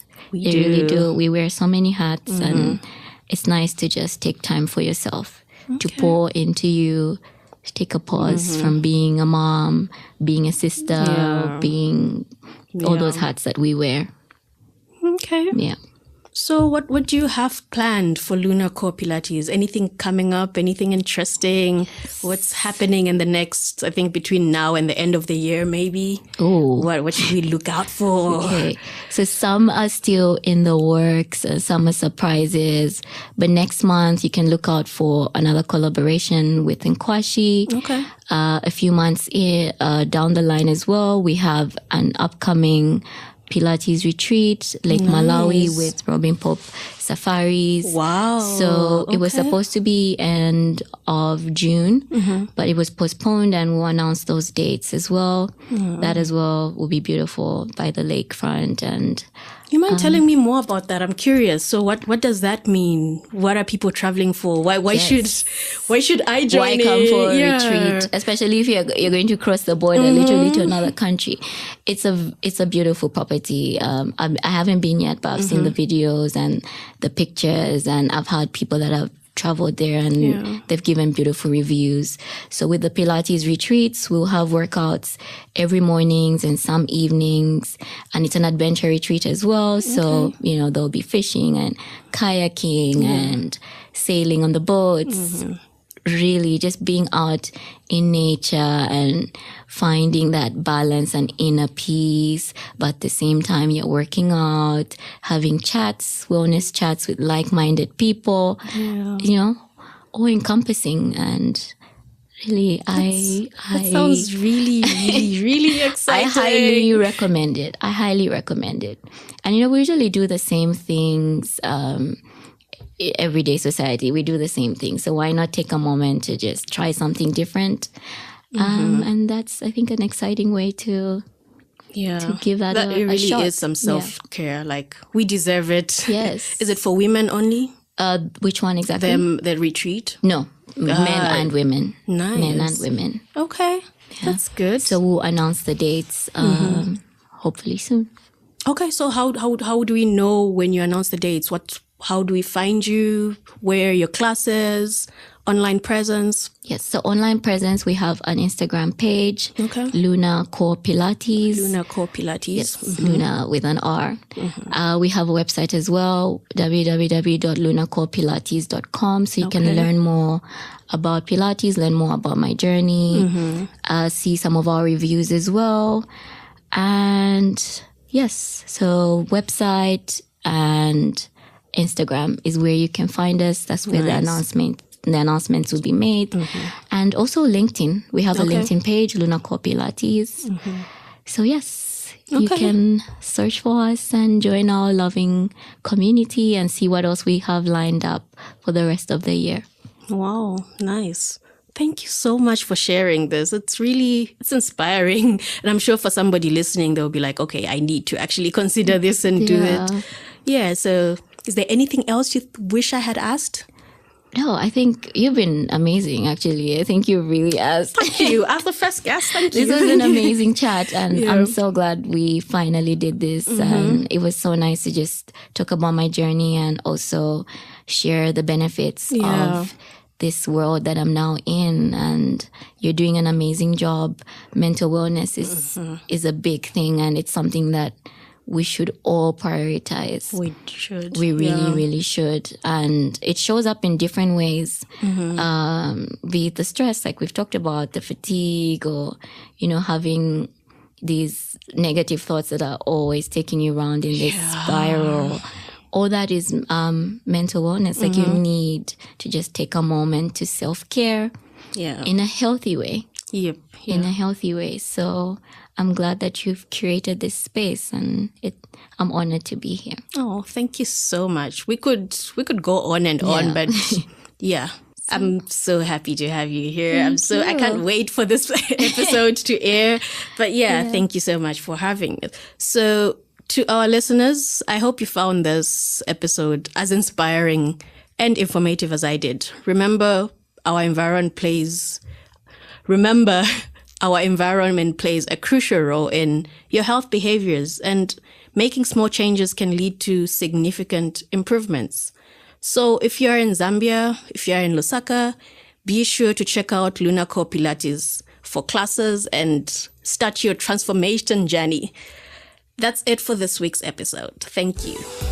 Thank you for joining me till the very end. In the world of behavioral science, every ending is just the beginning of something new. Please remember to subscribe, leave a comment, and stay tuned for more adventures in behavioral science as we continue our journey towards a healthier, more informed decision making. Until then, stay curious, stay vigilant, stay healthy. This is Tabo Lukato Hadonka signing off from Reclamation.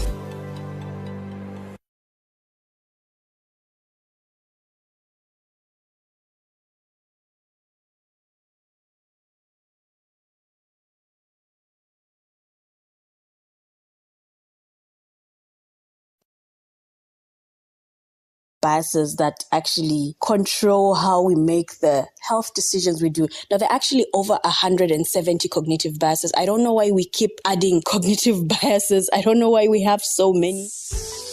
Welcome to Reclamation, the podcast where conversations meet practical insights, guiding you through the maze of behavioral science to empower better public health outcomes. With a passion for bridging the gap between medicine, psychology, and sociology, Tabo brings a unique perspective to every episode. Get ready to reclaim your understanding of health and behavior. This is Reclamation. Welcome back to Reclamation. You've made it to the 3rd episode. Wow. So, it's actually so hard to talk so clearly and try to be fluent and try to be clear enough for people to understand what you're trying to say without them having to see you. And so it got me thinking about how I decided to start this podcast. Before starting Reclamation, I had to think about why I wanted to have the podcast. I had to think about if I was capable of actually hosting a podcast, if I had the time, if I had the energy, what I wanted to talk about, who the podcast is for. And that made me realize just how much thought got into the planning of the podcast, the planning of the episodes. What am I going to talk about? Who is it for? Is it going to be beneficial? Is it, everything, all the, how am I going to record it? How's the editing going to be done? On what platforms? There's just so much thought that goes into preparing for a podcast and putting up an episode. But then this week I was attending a scholars bootcamp, and during the tea breaks we have options of having either coffee, tea, or a cold drink. And for some reason I didn't have to think it through. I automatically knew I had 2 options. Despite being given 3, in my head, it's like I only had to choose between the coffee or the cold juice, because that's what I like. That's what I prefer. And I had just been interchanging between the 2 continuously throughout the days. I didn't really give it a thought. It's not something that it just happened automatically. It made me realize how there's some decisions we make that we actually have to put so much thought into looking at, why do I want to do this? How am I going to do this? But then there are other decisions in our life that we make, and it's just, we don't really give it. It's like within 30 seconds, you know what you want to do. And I guess that applies to a lot of other things, because you can't keep spending so much time on simple decisions such as what color jersey, not what color jersey you're going to wear, because we do put some thought into that, but something like what example can I think of? What example can I give? Something about the type of spoon you're going to pick from your drawer when you want to have your cereal or something. I don't think it's something a lot of us go, and stand there and weigh the pros and the cons and the what, and why do I want to do this? What's going to work better? You just pick the quickest, because it's either what you do all the time or what you've seen being done by most people. And that is what we're going to talk about today. This episode is about cognitive biases. We're diving into the fascinating world of cognitive biases and their profound impact on health decisions and behaviors. When it comes to making healthy decisions, our brains play a crucial role. However, our brains are not always as rational as we think, and cognitive biases can impact our choices related to health and wellness in general. Nothing is more important to a human than health and well-being, yet certain cognitive and other cultural biases can impede the access to life-saving health and behavior interventions that we choose for ourselves. So cognitive biases are like silent puppeteers, I guess, pulling the strings of our mind and guiding our decisions in ways we might not even realize. So we're going to explore a few of the cognitive biases that actually control how we make the health decisions we do. Now, there are actually over 170 cognitive biases. I don't know why we keep adding cognitive biases. I don't know why we have so many, because I feel a lot of them keep overlapping or are somehow similar, or some I feel are actually the same thing, but then just very minimal, almost insignificant differences. But hey, I'm not on that level yet to argue as to what. So I picked 4 of my favorite that I think every single person should know. If you're trying to make better decisions in your life, if you're trying to make better decisions affecting your health, you really need to know these 4 cognitive biases and how they're actually working in your life, how they show up in your life without you noticing. They're literally sneaking up on a lot of us. So the first cognitive bias that I'm going to talk about is the confirmation bias. This is the first one on our list. So this sneaky bias leads us to cherry pick information that supports our existing beliefs, while conveniently ignoring the evidence to the contrary information. So imagine someone convinced that vaccines are harmful. That person is going to be scrolling the internet for articles that confirm their fears, and they will disregard all the other overwhelming scientific evidence supporting vaccinations. I'm sure we all know one or two people, right? And I mean, we saw this even during the times of COVID, and we see it continuously with all the other vaccines or all the other medications. So a lot of times you're looking for information, but you're looking for information to support the knowledge that you already have. So that can also impact how you make your decisions, what you think is healthy, what you think is unhealthy. Confirmation bias. Check, like, how has this been sneaking up in your life? are they things that you believe in and that you can support with your life and pull out articles and Google, and somehow those are the articles you're going to concentrate on, even if there are other articles suggesting otherwise. So yes, that's a very interesting one because I see it a lot. And then, this thing where you hear about a friend of a friend who contracted a rare disease, and suddenly you are convinced it's more common than it actually is. So this is the second bias we're talking about. This is the availability heuristic. So this bias usually clouds our judgment, making us overestimate the likelihood of events based solely on how easily they come to mind. Because it's something that is stuck in your mind because you remember it was a traumatic story or it moved you emotionally, and all of a sudden you think, so okay, this is actually happening more often than it actually is. So for example, if we hear about a friend's experience with a particular diet or an exercise routine, we may assume it will work for us as well without considering our unique circumstances, leading to the biased decision makings. Like, there's so many things we don't factor in: our metabolism, our watts. It's just, it worked for this person, so automatically it's working for so many people, and then we think it's automatically going to work for me. We see this in the diet plans that we adapt. We see this in the exercise routines. It happens so many times just because there are so many people who are popping up on your timeline, on your social media pages, on the media you're consuming, who are testifying to a particular health habit, and you automatically think it's going to work for you because majority of the people seem to be doing it. I don't know, but I think this bias can somehow be used for good as well. I think it can be used to encourage good, healthy behavior. More like what I try to do with my story of taking my ARVs, having an undetectable viral load, and not infecting my husband and my little baby. I guess we are trying to use it, but are we using it as much as we could? Because I see it being used in HIV, like with my story. So automatically, if more people come out, then even the few people who have the stigma and the self-denial are encouraged to do it and take their medication. That's availability, because you feel, everybody else who's living with HIV is actually able to live a healthy life. So that is one way in which we could use the availability heuristic. But maybe we're not really using it enough in the health sector. I don't know. What do you guys think? Are there other ways you think we could use it better? Are they?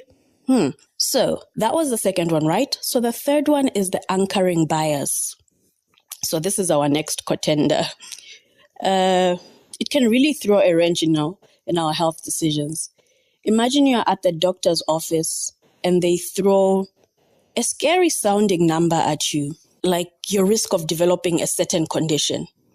That number sticks in your head like glue, influencing your perception of risk, even when other factors suggest otherwise. So the anchoring effect states that an individual's decision is influenced by the first point of information offered, or the reference point, hence the anchor, like the binding, like the first piece of information you have, the first thought that comes to mind, you stick with it and you go with it forever or for life. So in such a case, it can present itself in, for example, a patient may feel signs of relief, after taking some medication for a few days, and you suddenly feel relief, and that sticks in your head, and you conclude that, you know what, I'm cured. Not realizing that the ailment may still exist in subdued manner, and the medication's costs need to be fulfilled for full treatment. And I think this is the leading cause behind the looming global antimicrobial resistance crisis that we're currently facing. Because as people do not complete their prescribed antibiotic courses, the infection that is actually causing the microbes continues multiplying and are not completely terminated.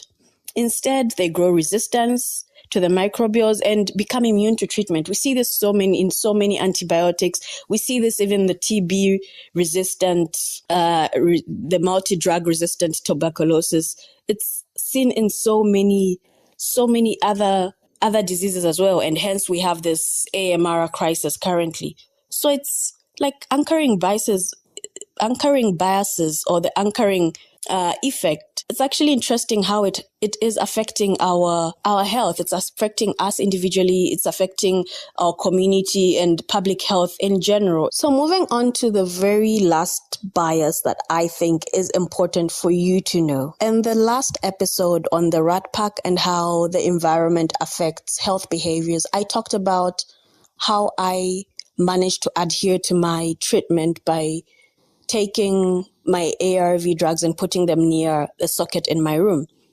So this is connected to this bias I want to talk about, the projection bias. So this is a common cognitive bias, and it often leads individuals to make short-sighted decisions based on their current emotions and belief. So this bias, I see it a lot in people who are living with chronic illnesses, especially because in that moment, you are so determined to change your life, so determined to live a healthy life, so determined to do right and follow the doctors and physicians' orders. You're given treatment, you're told to take it in a specific way, and you are so sure you're going to do it. And 3 days later, a week later, you are actually not taking it the way you're supposed to be taking it. This is the projection bias. So this bias arises from the tendency to overestimate how much our future selves will share our current preferences, values, and beliefs. So just because in this moment you're feeling motivated to do something, you believe that that is always going to be like that in the future. In the realm of the healthcare, as I said, where chronic illnesses demand the long-term management and lifestyle changes, it's crucial to address this bias because we need to promote healthier habits and to improve patient outcomes. So the projection bias can actually significantly impact decision-making regarding health-related behaviors. So patients may underestimate the extent to which their future selves will prioritize their health, leading them to make choices that cater to their immediate desires and emotions rather than their long-term well-being. I mean, we see this in the patients that are struggling with substance misuse of a particular substance and are not ready to give it up because they believe they are okay, they believe they are fine, and do not realize or do not anticipate that in the future what they're actually feeling and believing, because what is currently happening is giving them immediate gratification. It might change. Their beliefs, their priorities might actually change. And that's why in the last episode, I talked about how I look out for future me because I might not always be motivated or remember to take the medication. So this is a very common bias we see. This is a very common bias we fall victims of. I mean, a lot of us actually fall victim of this in just the way we choose to buy our snacks. You know, when you're motivated, you're starting a new month and you're like, I'm done with all the junk food. I'm only buying healthy snacks, the fruits, the vegetables.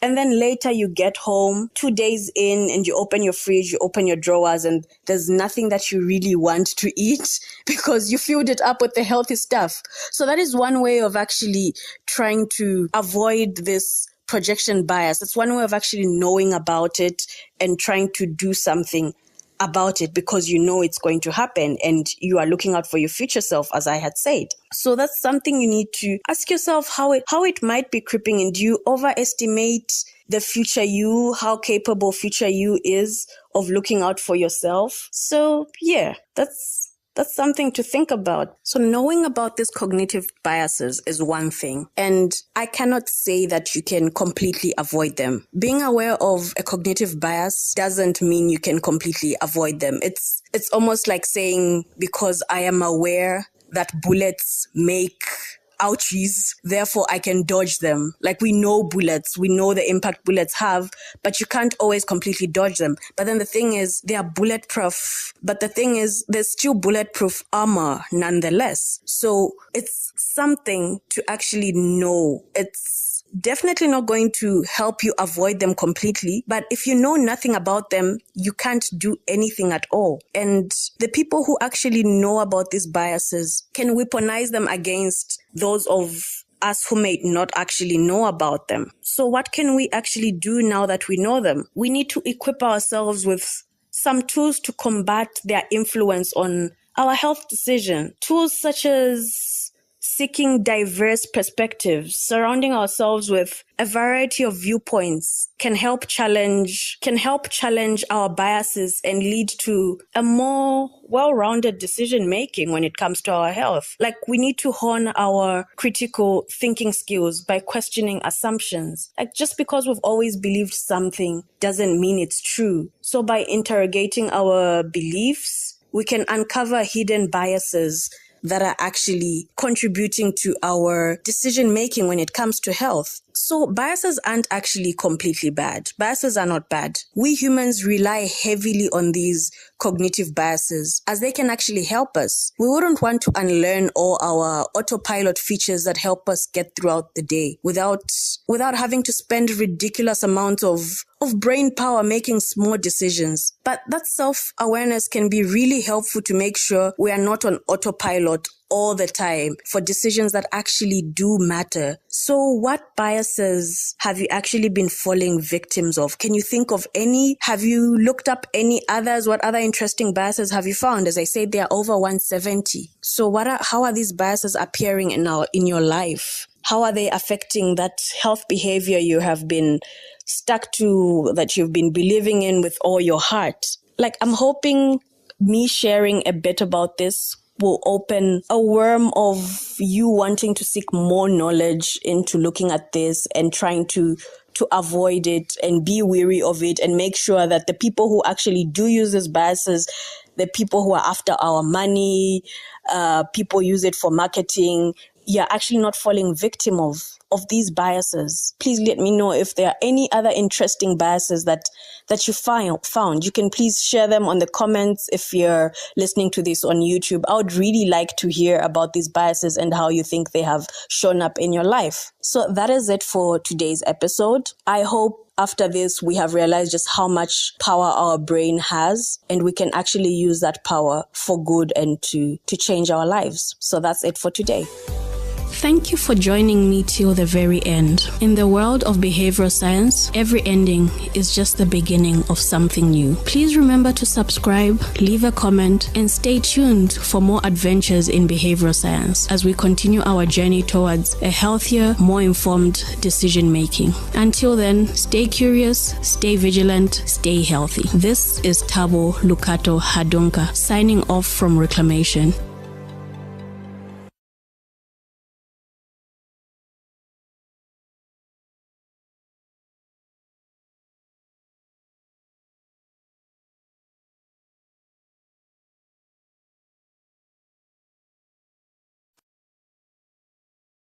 Three major ways in which our surrounding might be holding us back from being the person we want to be, or from doing what we want to do, or from quitting the bad habits and behaviors we want to. Welcome to Reclamation, the podcast where conversations meet practical insights, guiding you through the maze of behavioral science to empower better public health outcomes. With a passion for bridging the gap between medicine, psychology, and sociology, Tabo brings a unique perspective to every episode. Get ready to reclaim your understanding of health and behavior. This is Reclamation.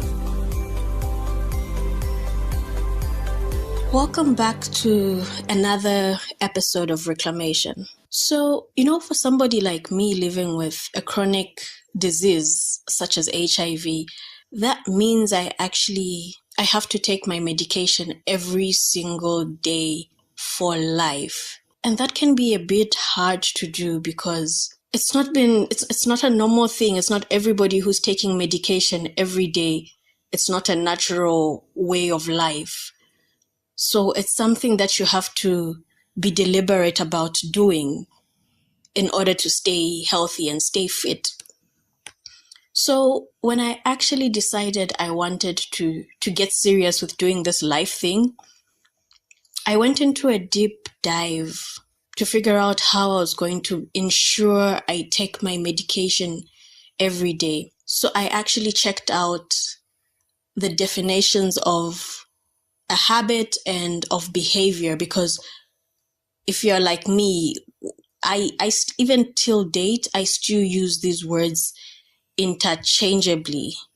Is that a word? Yeah. I still use both of them the same way. So I found that the definition of a habit is the impulse to do a behavior with little or no conscious thought. So I was like, okay, so this is what I actually need to do in order for me to make sure I'm always taking my medication, because I'm going to be taking it for life. And a habit is like brushing our teeth every morning. That would count as a habit, because you don't really give it thought and it's repetitive. And you're not really conscious about it. Well, at least for most of us, like you know that every morning you have to do that. So how was I going to get my mind and my brain to turn taking my medication every day into a habit? And I just discovered during that same period how the environment actually plays such a huge role in the habits you're trying to form, in behaviors you're trying to form, be it new healthy behaviors and habits, and even habits and behaviors that you're trying to avoid and stay away from. Sometimes the environment can just be working against you.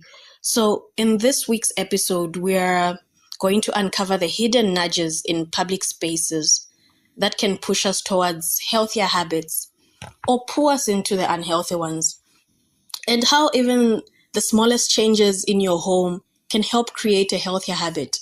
And we'll also talk about why I chose to keep my medication right next to the socket in my room.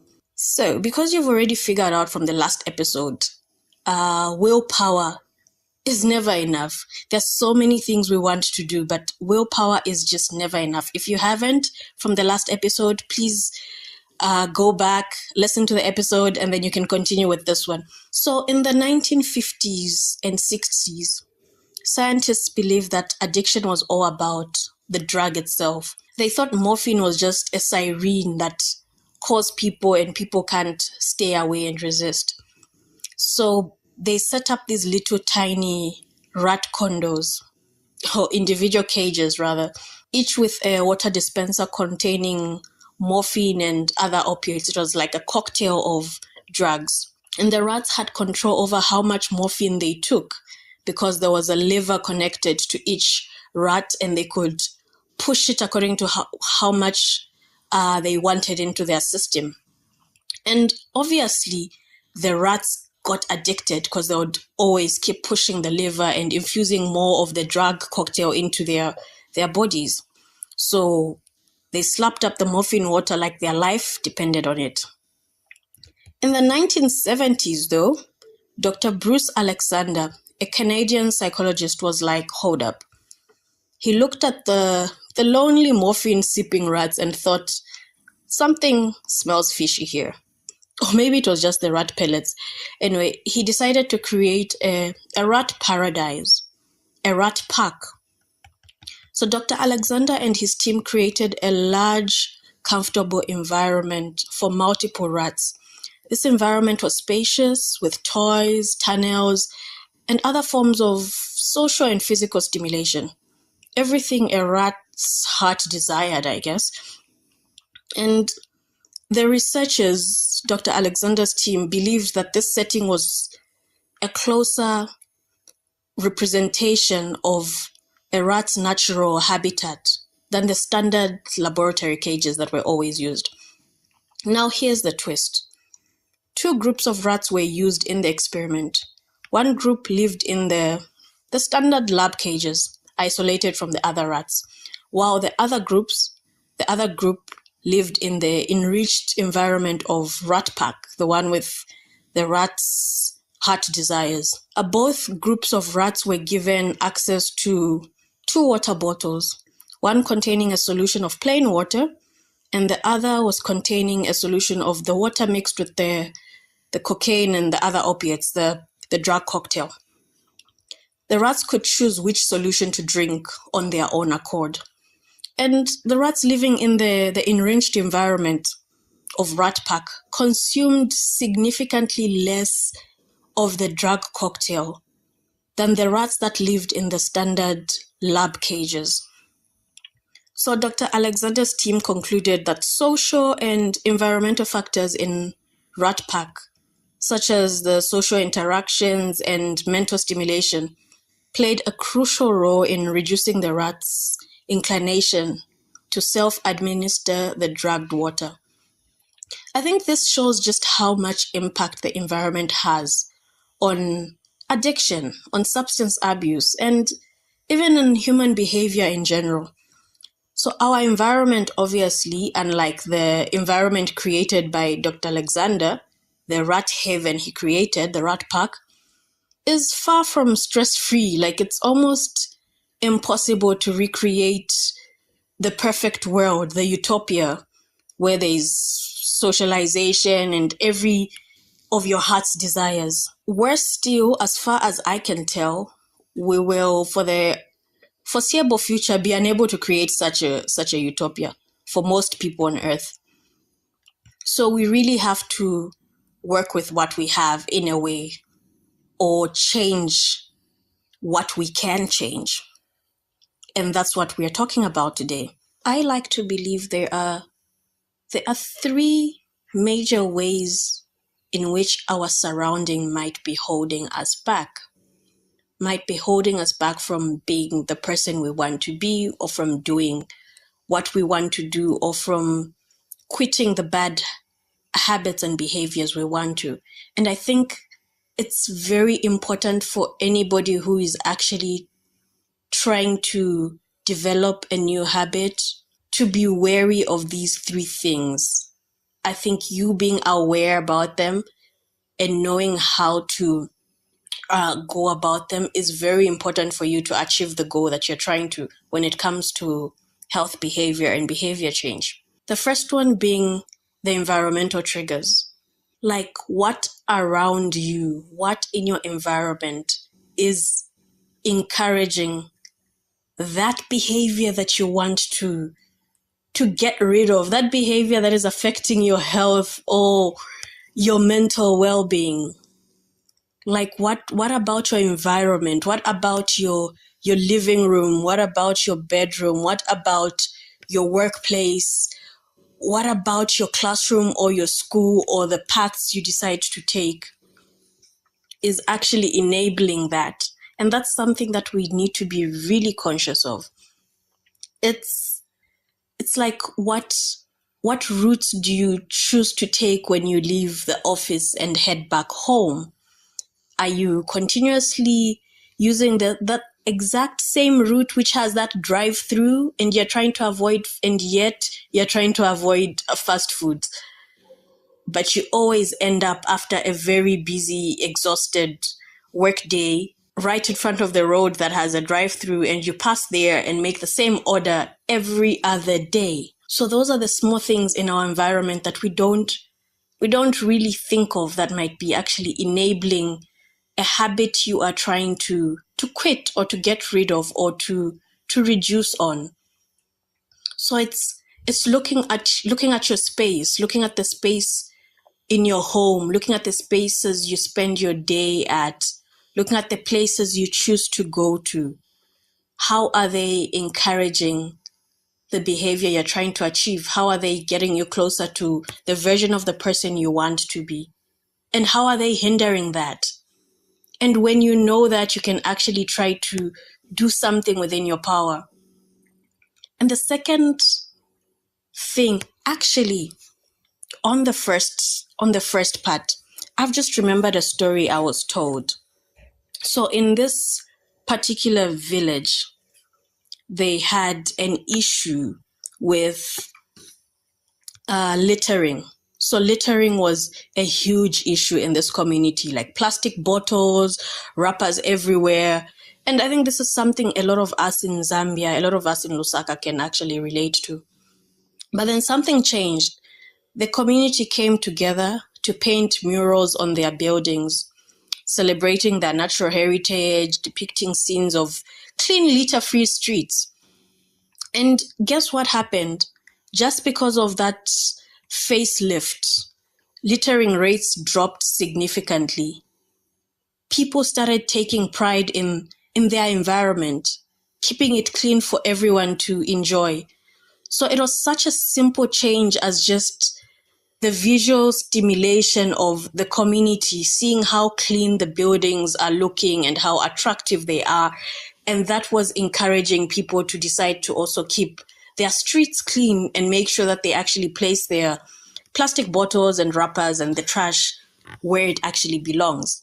So that's a very small, it seems like a very small act, but you'd actually be surprised just how huge of a difference it makes in trying to get a group of people to behave in a certain way, or trying to get even you as an individual to behave in a certain way that you're actually trying to. The next point is the social norms and the peer pressure. Hey, guys, peer pressure isn't for teenagers only. A lot of times when we talk about peer pressure, we're thinking kids, we're thinking teenagers, adolescents, but peer pressure it's continuous. It's one constant through life. It's just that sometimes we deny just how much influence our peers, our friends, our family, our acquaintances have on us and the things we do. So social pressure really affects our choices. It's very hard to quit a habit when everybody around you is engaging in the same thing. It's very, very hard to stop taking a substance when the circle of friends you keep still indulge in that. It's possible. I'm not saying it's not possible. It is possible, but it's extremely hard, and you want to make your life easier if it's something you're trying to cut down on. So it's what about the social norms and peer influence? How are those affecting or holding you back? Like at gatherings, you're faced with peer pressure to drink alcohol, you're faced with peer pressure to smoke, but you have to be prepared for that peer pressure, I guess, and find an escape plan or find a way of going about it. Is it finding circles of friends who do not indulge, or limiting the amount of time you spend with specific people or around certain people? It could be you just making a plan of what you are going to do when you are in that environment. I know the one thing that is hard for a lot of us is dieting, especially during the festive season. Very few people will tell you that the festive season is when they gained the most weight, especially here where we really take that serious. Like December is the time when the most alcohol is consumed, the most food is consumed, and it's so hard to stick to a diet plan if you're on a diet plan and you're trying to reduce your calorie intake or trying to avoid certain type of food. It's extremely hard. So it's you knowing to say this is going to happen. So what are we going to do about it? What is in my control? How can I go about it? Because now I know, because it's one thing to know, but then it's about what action am I going to take? Because I'm aware of the social norms and the peer influence and how they are affecting and standing in the way of me being this person that I see myself being. And the third point is availability and accessibility. So this point is actually interesting because it takes me back to the rat pack, our little rat avengers. So, a lot of studies have shown that with most human beings, when it comes to healthy behaviors, if you are actually given both options in equal amounts, like the healthy behavior and the unhealthy one, and none of them is forced on you and it's just all things equal, a lot of the times, majority of the people would opt for the healthier option, the healthier habit, the healthier behavior, the healthier action. So a lot of the times, what the unhealthy habits that we indulge in, it's simply because you didn't have the healthier option pushed into your face as much as possible. So it's how often are you surrounding yourself with the healthy options? Like, are you in places where you can actually freely choose? Are all things equal? Are you finding yourself in places where it's more convenient to have the unhealthy ones? Like the example I gave of using the route where there's a drive-through with fast food and you're actually trying to reduce on the fast food you're having. So that is accessibility and availability. Make it easier for yourself.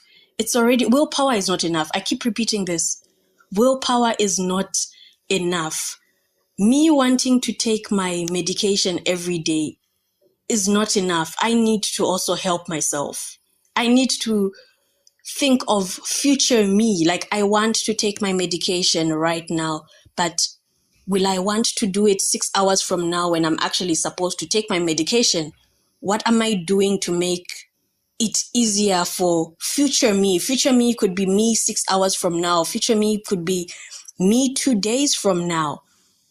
Like, what am I actually doing to ensure that it's an easy option for me? The option is available. The option is accessible. So that's how I actually decided to keep my bottle of medication, my ARVs, near a socket. So I have a socket that is right by the dresser. It's very conveniently placed. And the one thing that I discovered I am consistent with, charging my phones at night. I rarely forget to charge my phones at night because I want to wake up and have my phone's on 100%. I am assured that I'll be on my phone, I'll be online, I'll be able to communicate the whole day. And as we discussed in the first episode, the results of instant gratification, like behaviors that give you instant gratification, are easier to maintain. So with me charging my phone, it's so much easier because I know the results of that. I'm going to reap them the very next day because I'm going to have a fully charged phone. And I'm also going to know to say the repercussions of not actually putting it on the charger means I get to move around without a charged phone. I am not able to communicate with my husband, with the nanny at home, with friends and family. And it's extremely inconvenient. So that was always going to push me to want to put my phone on the charger. And I think it has now turned into, it's a habit. It's something I don't think of. Immediately it's time for bed. I get into the room. What I'm doing is connecting my phone onto the charger, the socket, and charging it. So I discovered that usually when you're trying to develop a new behavior and turn it into a habit, it's so much easier if you're piggy banking on a habit that you already have. So the putting my phone on the charger is an existing habit that I've been doing for a very long time. So in order for me to remember to take my medication every single evening, I decided I'm going to place my drugs right at the socket. So that way, I never really think about, I have to take my drugs. But once I get into the room and it's time for bed and I'm connecting my phone onto the charger, what I see is my drugs. Then automatically I'm like, oh yeah, I need to do this as well. And that's how I have ensured that I take my drugs every single evening. So if I do not charge my phone that night, the chances are very high that I've not taken my medication, unfortunately. But it's made my life so much easier. It's something that I've eventually turned into a habit or close to a habit, I guess. So that is me trying to manipulate my environment. I made it accessible. I've made it available. I've made it right, making sure it's right in my eyes before bedtime. And I've used a habit that already exists, one that has immediate gratification and immediate repercussions if I don't do it. Because, if I left it all to just taking the medication, the repercussions of not taking the medication, I'm not going to see them within a week or within a month. That's the thing. So this has really worked for me. So I'm urging a lot of you to think of what in your environment is working against you being the person you want to be, and what is actually helping you. What can you take advantage of? How can you change your personal space to encourage that habit that you're trying to form, to maintain that habit? It's not enough to want to. The willpower and motivation is not enough. It's really not enough. So how are you helping yourself to actually continue being or working towards being that person or the version that you want to be when it comes to your health, when it comes to your well-being? So there's actually a second part to Dr. Alexander's experiment. The rats, remember them, the rat pack? So Dr. Alexander wasn't done. Like, remember the experiment? He had the rats in the lab cage and he had the others in the rat pack. So he wondered, can we unaddict the addicted ones, the addicted rats? So what he did is he went further and he took the rats which had been in the lab cages, the typical lab cages, the ones that had been on the morphine bender for weeks. He gave them options of the plain water or maintaining the same morphine drug cocktail. And you'd be surprised how many of the rats opted for the plain water, even though they had already been addicted to the morphine and had turned into addicts. But once they were moved into the new environment where there was everything to play with, the socialization, the stimulation, the rats' heart desires, a lot of them opted to be taking the plain water, despite them having withdrawal symptoms that were unpleasant. So again, this actually reinforces just how much of the environment actually plays a role in behavior, in both forming new behaviors and in getting rid of bad behaviors. So our environments actually matter a lot. And we are not just chemical reactions. We are social creatures. Our cages, whether literal or metaphorical, they really do affect our behavior. Things like loneliness, stress, and disconnection, they are real villains. So as we navigate our own rat packs filled with screens, concrete jungles, and the Wi-Fi passwords, let's remember that connections actually heal and purpose empowers. And maybe, just maybe, we can unaddict ourselves by creating our own rat pack. Now, like we've already established, we can't control every single aspect of the environment and the effects it has on us. And to make matters even more complicated, we know that there are biological influences related to genetic differences, the neonatal birth-related circumstances, early nutrition, and all those, and how they can affect and alter brain mechanisms and make people more or less susceptible. This word always shows me flames, but yes, susceptible to the effects of trauma. So switching up your environment might not really be the silver bullet to behavior change, but it makes significant impact. So why not be deliberate about the parts of the environment that we can control? Because behavioral adaptation, it means people can change the way they act and what they do based on what's happening around them. When we're talking about addiction, it suggests that individuals can learn and pick up new, healthier habits to replace the ones linked to addiction. And that's the thing I'm always telling even the clients I'm seeing, that it's hard to get rid of a habit if you don't have something to replace it with. So this might include coming up with ways of handling stress, managing tough situations, and making healthier life choices. So that's just something I want you to think about at the end of this episode. Like, how is your rat park looking like? How have you designed your rat park? And how can you design it further to help you achieve the goal that you want to? I hope this is something that actually gets a lot of us thinking and pushes you to design your own little rat park in the best way possible that you can. And that's the end of today's episode.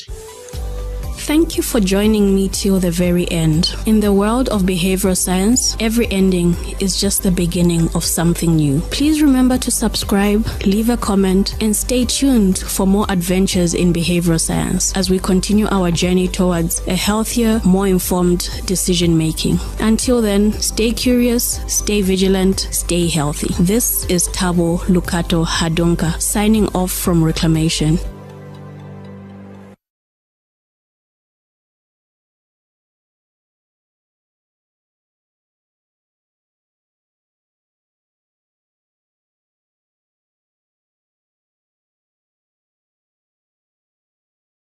Or cut down on screen time. Behavioral science has got your back. It's like having a secret weapon in the battle against bad habits. Now let's get real for a second. Change is hard.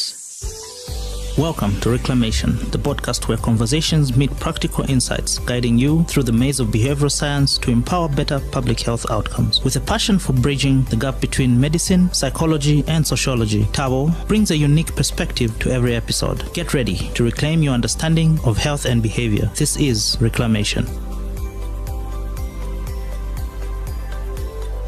Hello, and welcome to the very first episode of the Reclamation podcast. I'm your host, Tabo Lukato Hadonka, and I'm coming to you from the heart of Zambia. Today marks not just the beginning of a podcast series, but the dawn of a journey we embark on together, a journey of understanding, change, and empowerment. As we navigate through the ebbs and flows of life, we often overlook the power that lies within us, the power to transform our behaviors for a healthier, happier existence. You see, this isn't just any podcast. This is a movement. It's a reclamation of our innate ability to shape our destinies through informed choices and deliberate actions. And I'm here to guide you through it all. Well, at least try to. But before we dive into the depths of behavioral science and its wonders, let me share a piece of my heart with you. For over 2 decades, I've been living with HIV, a journey that has taught me resilience, compassion, and most importantly, the significance of behavioral change. From taking my medication religiously to adopting a lifestyle that supports my well-being, every step has been a conscious choice. It's been a testament of how altering our behavior can indeed alter our lives. And that's pretty much what Reclamation is about. It's about reclaiming control over our health by understanding why we do what we do and how we can actually do it better. It's about bridging the gap between knowledge and action, because it's one thing to have the knowledge, but actually materialize what you know and turn it into action? Yeah. So whether you're here seeking inspiration, knowledge, or just good old-fashioned company, I promise you this, you live with a spark to ignite change within yourself and within your community. In each episode, we'll unravel the mysteries of human behavior.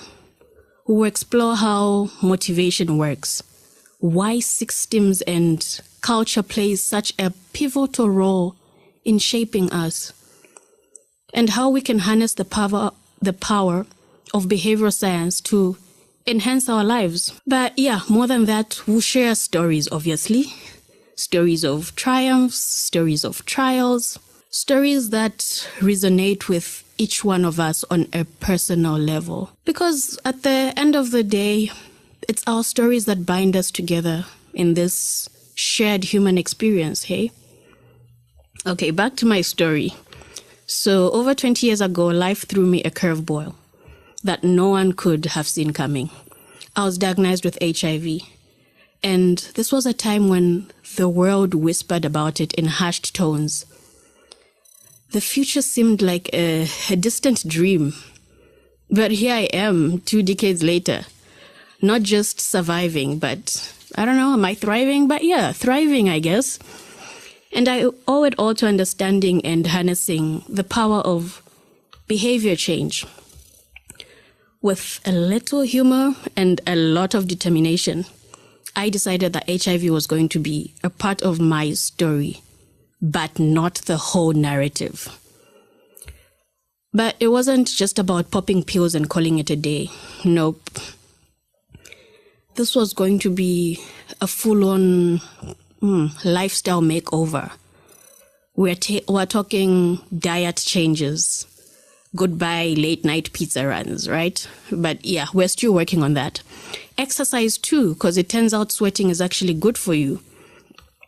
And through it all, I learned that behavior change is less about willpower and more about strategy. Because, we have the willpower to do a lot of things, but we somehow still do not execute them. So it's like playing chess with your habits. You've got to think 3 moves ahead and be ready to pivot when life puts you in check. Now, let's talk stigma.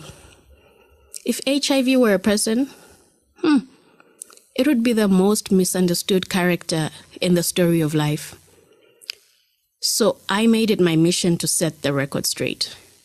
Not just for me, but for everybody else living with this virus. We're not victims, we're victors. And if anyone has a problem with that, well, they can kindly take several seats. But humor aside, advocating for HIV awareness became more than just a passion. It's become my purpose. And I won't lie to you. There are days when the weight of it all feels too heavy to bear. Days when the fear creeps in. But, these are also the days when I usually discover just how strong I really am. You see, living with HIV is not just about managing the virus. It's about embracing life with all its ups and downs. It's about finding joy in the little things. A perfect cup of coffee, a good hair day, which I unfortunately can't relate to right now, or even just making somebody smile. And as for behavior change, well, it's become my superpower, I guess. It's allowed me to take control of my health narrative and write chapters filled with hope and healing. So here's what I want you to take away from my story. No matter what life throws at you, be it HIV or any other challenge, you have the power to change your behavior and change your life. I hope that makes sense. Okay, so let's get into it. Behavioral science. So behavioral science isn't just academic jargon. It's the study of why we do what we do and how we can do it better. It's about making informed choices and taking deliberate actions that lead us towards healthier, happier lives and happier versions of ourselves. Imagine it as the GPS of human behavior. It helps us navigate why we do what we do and how we can do it better. So it's like having a personal life coach in your pocket, but obviously without that hefty price tag, eh? Now you might be thinking, behavioral science, this sounds complicated. But trust me, it's all around us. It's in the ways we choose our morning cereal, or the way we choose the route to take to work, or even how we decide to swipe left or right on that dating app. No judgment here. At its core, behavioral science is about understanding the mechanics of decision making. It's about figuring out the why behind our actions and using that knowledge to make positive changes. And here's the best part. You don't need a PhD to apply behavioral science in your life. All you need is a little curiosity and a willingness to experiment. So like you want to eat healthier? I've been struggling with eating healthier. So maybe try placing fruits and vegetables at eye level in your fridge. Like don't place them at the bottom where you can't easily see them. that might help and encourage you to eat healthier. Or are you looking to save money? Then set up an automatic transfer to your savings account every payday. For example, did you know that simply changing the wording on a sign can influence how many people wash their hands in a restroom? Yep, experiments have been made just from the different language and wording of a sign. The number of people who actually washed their hands after using the loo increases. Or that reducing the plate size can help combat overeating. So yep, behavioral science is that cool kid in class who knows all the tips and tricks. And let's face it, we could all use a little help in the decision-making department. Well, at least I know I could. I mean, who hasn't stood in front of an open fridge on a lazy morning, wondering if that leftover pizza counts as a balanced breakfast because it has some vegetables sprinkled on it? So whether you're trying to stick to a workout routine or cut down on screen time, behavioral science has got your back. It's like having a secret weapon in the battle against bad habits. Now let's get real for a second. Change is hard. Change is hard. It's like trying to teach an old dog new tricks, except the dog is us and the tricks are healthier habits. But here's the kicker. Change is also possible, and not just winning the lottery possible or your Betway ticket passing possible, no, but actually happening every day possible. But it's not just about physical steps. It's about mental shifts too. It's about rewiring our brains to embrace new patterns and say goodbye to the old ones. And trust me, our brains are more flexible than we give them credit for. Think about it this way. Every time you make a choice, you're casting a vote for the kind of person you want to be. So, like, if you want to be someone who exercises regularly, every workout is a vote. So you're actually casting a vote towards that version of the person you want to be. And sure, there will be days when you slip up, when the vote goes to procrastination party or binge watching Bonanza, because, I mean, I'd rather sit down in front of the screen than work out. But that's okay, because change isn't about perfection. It's about progress. Somebody told me that messy progress is okay. So the beauty of behavioral change is that it's not a one-size-fits-all deal. It's tailor-made to fit your particular life, your personalized goals, and your quirks. Now, I won't sugarcoat it. Transformation takes work. It's like building a muscle, eh? You've got to exercise it regularly. But it's just like any good workout.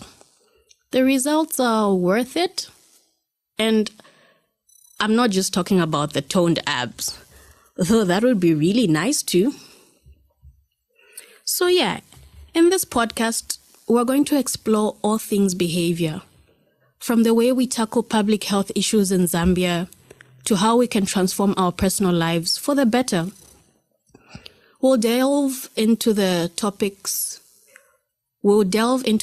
like mental health, holistic well-being, and yes, even how to make those pesky New Year's resolutions stick. Because, yeah, how many resolutions go just like that in the drain?